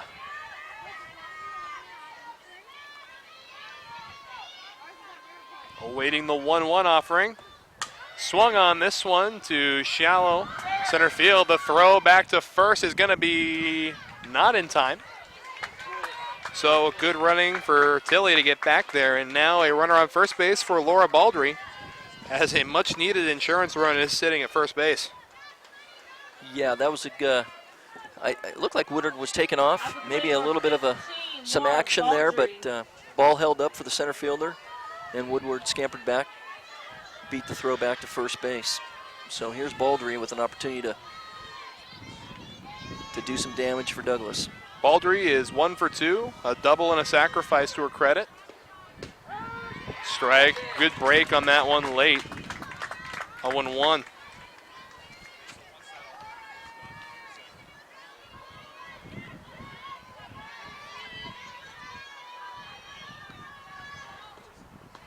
This one will skip in, and it's going to be a hit by pitch. Baldry on the first base, 2 runners on. And that's going to bring up Sierra Cooper. Cooper today has a couple of hits, 2 for 3, both singles, and she's come around to score on both of those singles. So Tilly, not the fastest runner on this squad, but a single still possibly could score a run here. First pitch to Cooper. Outside, ball 1. Number 12, Sierra Cooper. Cooper has won 2 provincial gold medals, 2 national gold medals, and 1 gold in the BC Summer Games in softball. So this young lady's played on some really successful teams. And she'll take strike 1, 1-1 the count. She's also fluent in French. Oh. Able to function in both sides of Canada, I guess. This one skied to shallow center, and that should do it. Here we As go. the side is retired, and it's coming down to the wire here in Delta Park. Semifinals about to end. We'll see how it ends after this. The first day of school is kind of scary. You don't know your teachers yet or who your friends will be.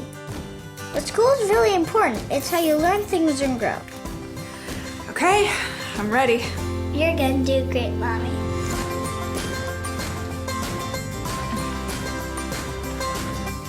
For you, for them, Clark College. Get started today at clark.edu. Home is not a building, and it's not some number on a mailbox.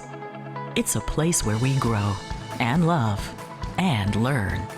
At Southern Oregon University, our people, our programs, our place blend together like a family. With over 40 majors, exceptional faculty, and a commitment to inclusion and diversity, once you become a Southern Oregon University Raider, you're home. So do or die time in Delta Park, and for those just joining us, where you been? We got a great one going here. Douglas leading Bellevue 8-6 as we enter the bottom of the last inning of regulation. 3 outs, and it's 7-8-9 due up for the Bulldogs. And that 7-8-9 starts with the catcher, Alex Boyd. No, pardon, it's going to be Gibbs.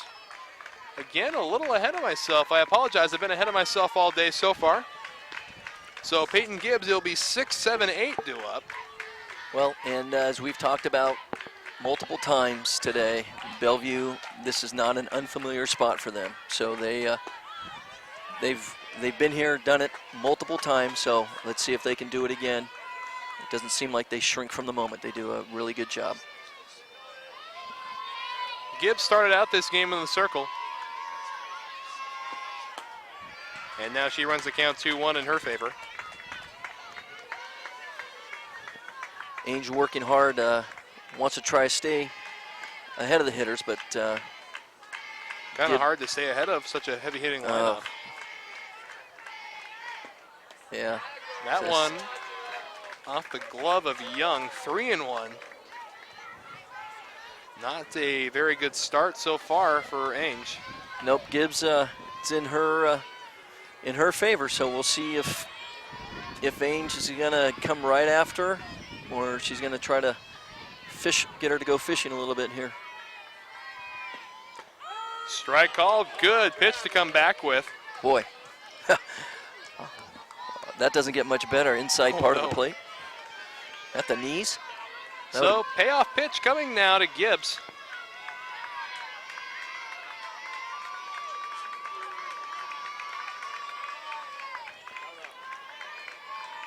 And time's going to be called by Peyton Gibbs. Ainge shook off Young twice there and wants to be on the same page, and she wants to throw what she feels confident in doing.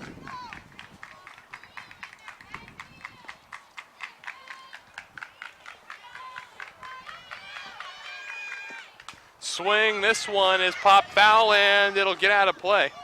So we'll set up again for another payoff pitch. Way to hang in there by Gibbs. She was way out in front of that one and was able just to get a piece to stay alive here. So, and we'd like to take this opportunity to wish Rice, the player on the Douglas roster, a happy birthday. As that one misses just outside. So a happy birthday to you, young lady. And we'll hope to see you in the game a little later today.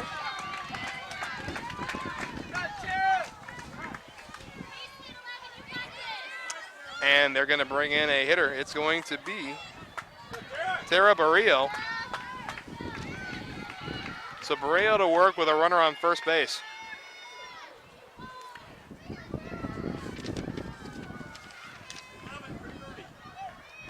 Stepping up to the plate, number 11, Tara Barrio. Barrio stepping in. Her first AB of this game.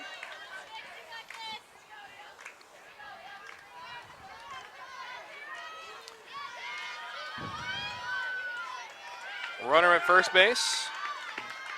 Boy, it's tough for Douglas to start that inning off with the walk. Good for Bellevue. They've got runner on base ready to go.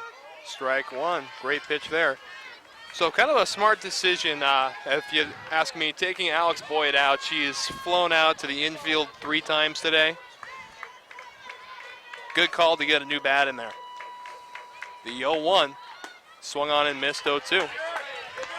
See, this is what she needs to do to all the hitters. Just get ahead 0-2 like this, and now she has the opportunity to toy with them a little bit. Much easier said than done. Oh, absolutely. See if she goes right after her, not waste anything, or see if she's going to get her to chase something. Time will be called. So 0-2 pitch, delayed a little bit. Again, winner of this game will be playing Mount Hood Community College in the championships. Up high with that one. 1-2. Loser will be receiving the 3rd place trophy, and we'll actually cover that after this. So after the final out is recorded, stick around and we'll have that on for you.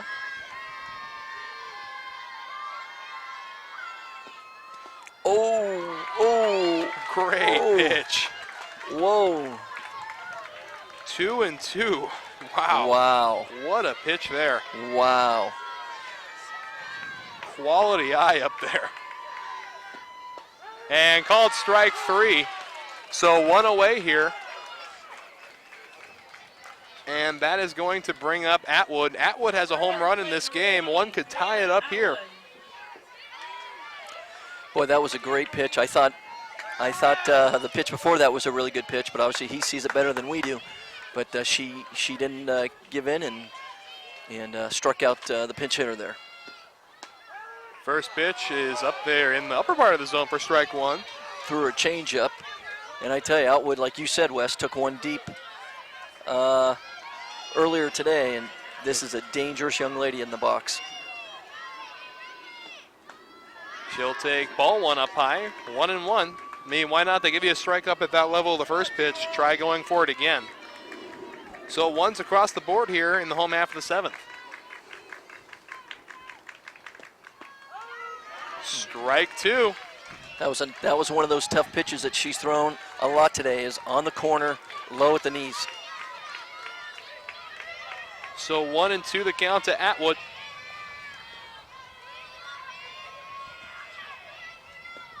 Swing, and this one fouled back at our statistician. Wow, Atwood had a big cut at that. Got a piece of it. Nice battle here between these two young women. So we'll set up another 1-2. Again, Gibbs, the runner at first base. Swung on, grounded to short. Oh, no. And an error. There you go. There you go. Oh, boy. There you go. And guess what? Here comes Adams. She tried to make the play before she fielded the ball, and it was a slow hit ball. And I almost wonder if sometimes it causes them to think too much as opposed to just react. But we'll see how they handle it. And Bellevue is still alive. So a little conversation here in the circle. Two runners on base, and this is starting to get sticky. One out. And then you got Barkus and Delamere and Mast and Dixon. So oh boy, this is going to get very interesting this here. This is crazy. Wow. Adams the hitter now, then the top of the order.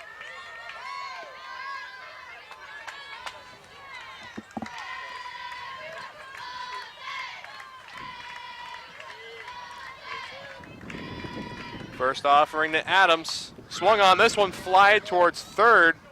Hauled in. And there's two away in the seventh. And here comes Barkus. Bellevue's season on the line. And their last hope is in the farm of Sierra Barkus. You know, I hope for the people who are watching this, it's as exciting for them as it is to watch this, because both these teams have battled hard. They've gotten after it, and you just appreciate kids who compete hard. And this will do it as Woodward puts it away, and the Royals are going to get a second shot at Mount Hood in the championships. So Douglas comes in and beats the North Region champion. Number 1 seed overall. And the number 1 seed overall. Douglas did a great job, but hats off to Bellevue. What a great year. That lineup was potent. Coach Francis has done a great job there with the young women, and they should be proud for having a quality year. Well, Marco, if I'm not mistaken, you got to get down there to hand them a trophy. No, So I'm heading to Mount Hood to the track and field championships. Alrighty. My compliance manager is going to give a trophy, and appreciate working with you guys. Chris and Topher Vision, you guys do a great job, and we are very appreciative to be working with you guys on these broadcasts. Thank you very much. All right, so we'll go ahead and present the third place trophy. It's been a pleasure having you, Marco. And the third place trophy is going to be presented to the Bellevue Bulldogs here.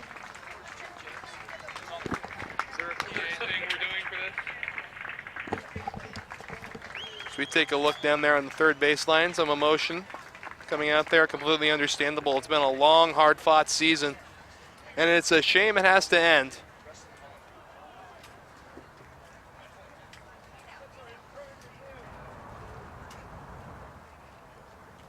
As the third place trophy about to be handed off. Again, we'd like to thank Topher Vision, our director and producer, Chris in the truck. You're fantastic out there, Chris, and looking forward to doing one, possibly two more games with you. As we'll step away and we'll come back later with the championships, but fantastic season from both of these squads. And again, it's a shame it has to end, but in the end, there can only be one victor, and it's going to be either Douglas or Mount Hood. So stick around. We'll have the championship game for you from Field 4 in a little while. But until then, I'm Wes Tucker. For Marco Acerti and our entire team here at NWAC, have a great time, and we'll see you in a little bit.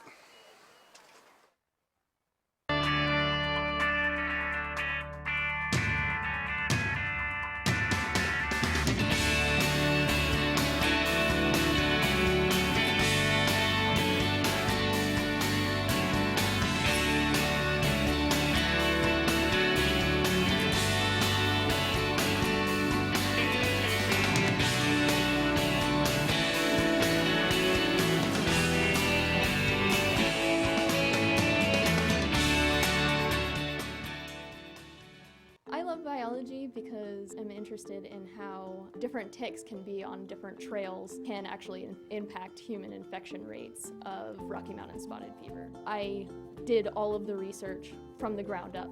I got into grad school at the University of Notre Dame. The research opportunities that I've gotten here were absolutely instrumental in my getting into grad school. I love bugs and other arthropods, yeah. Especially the ones that carry disease.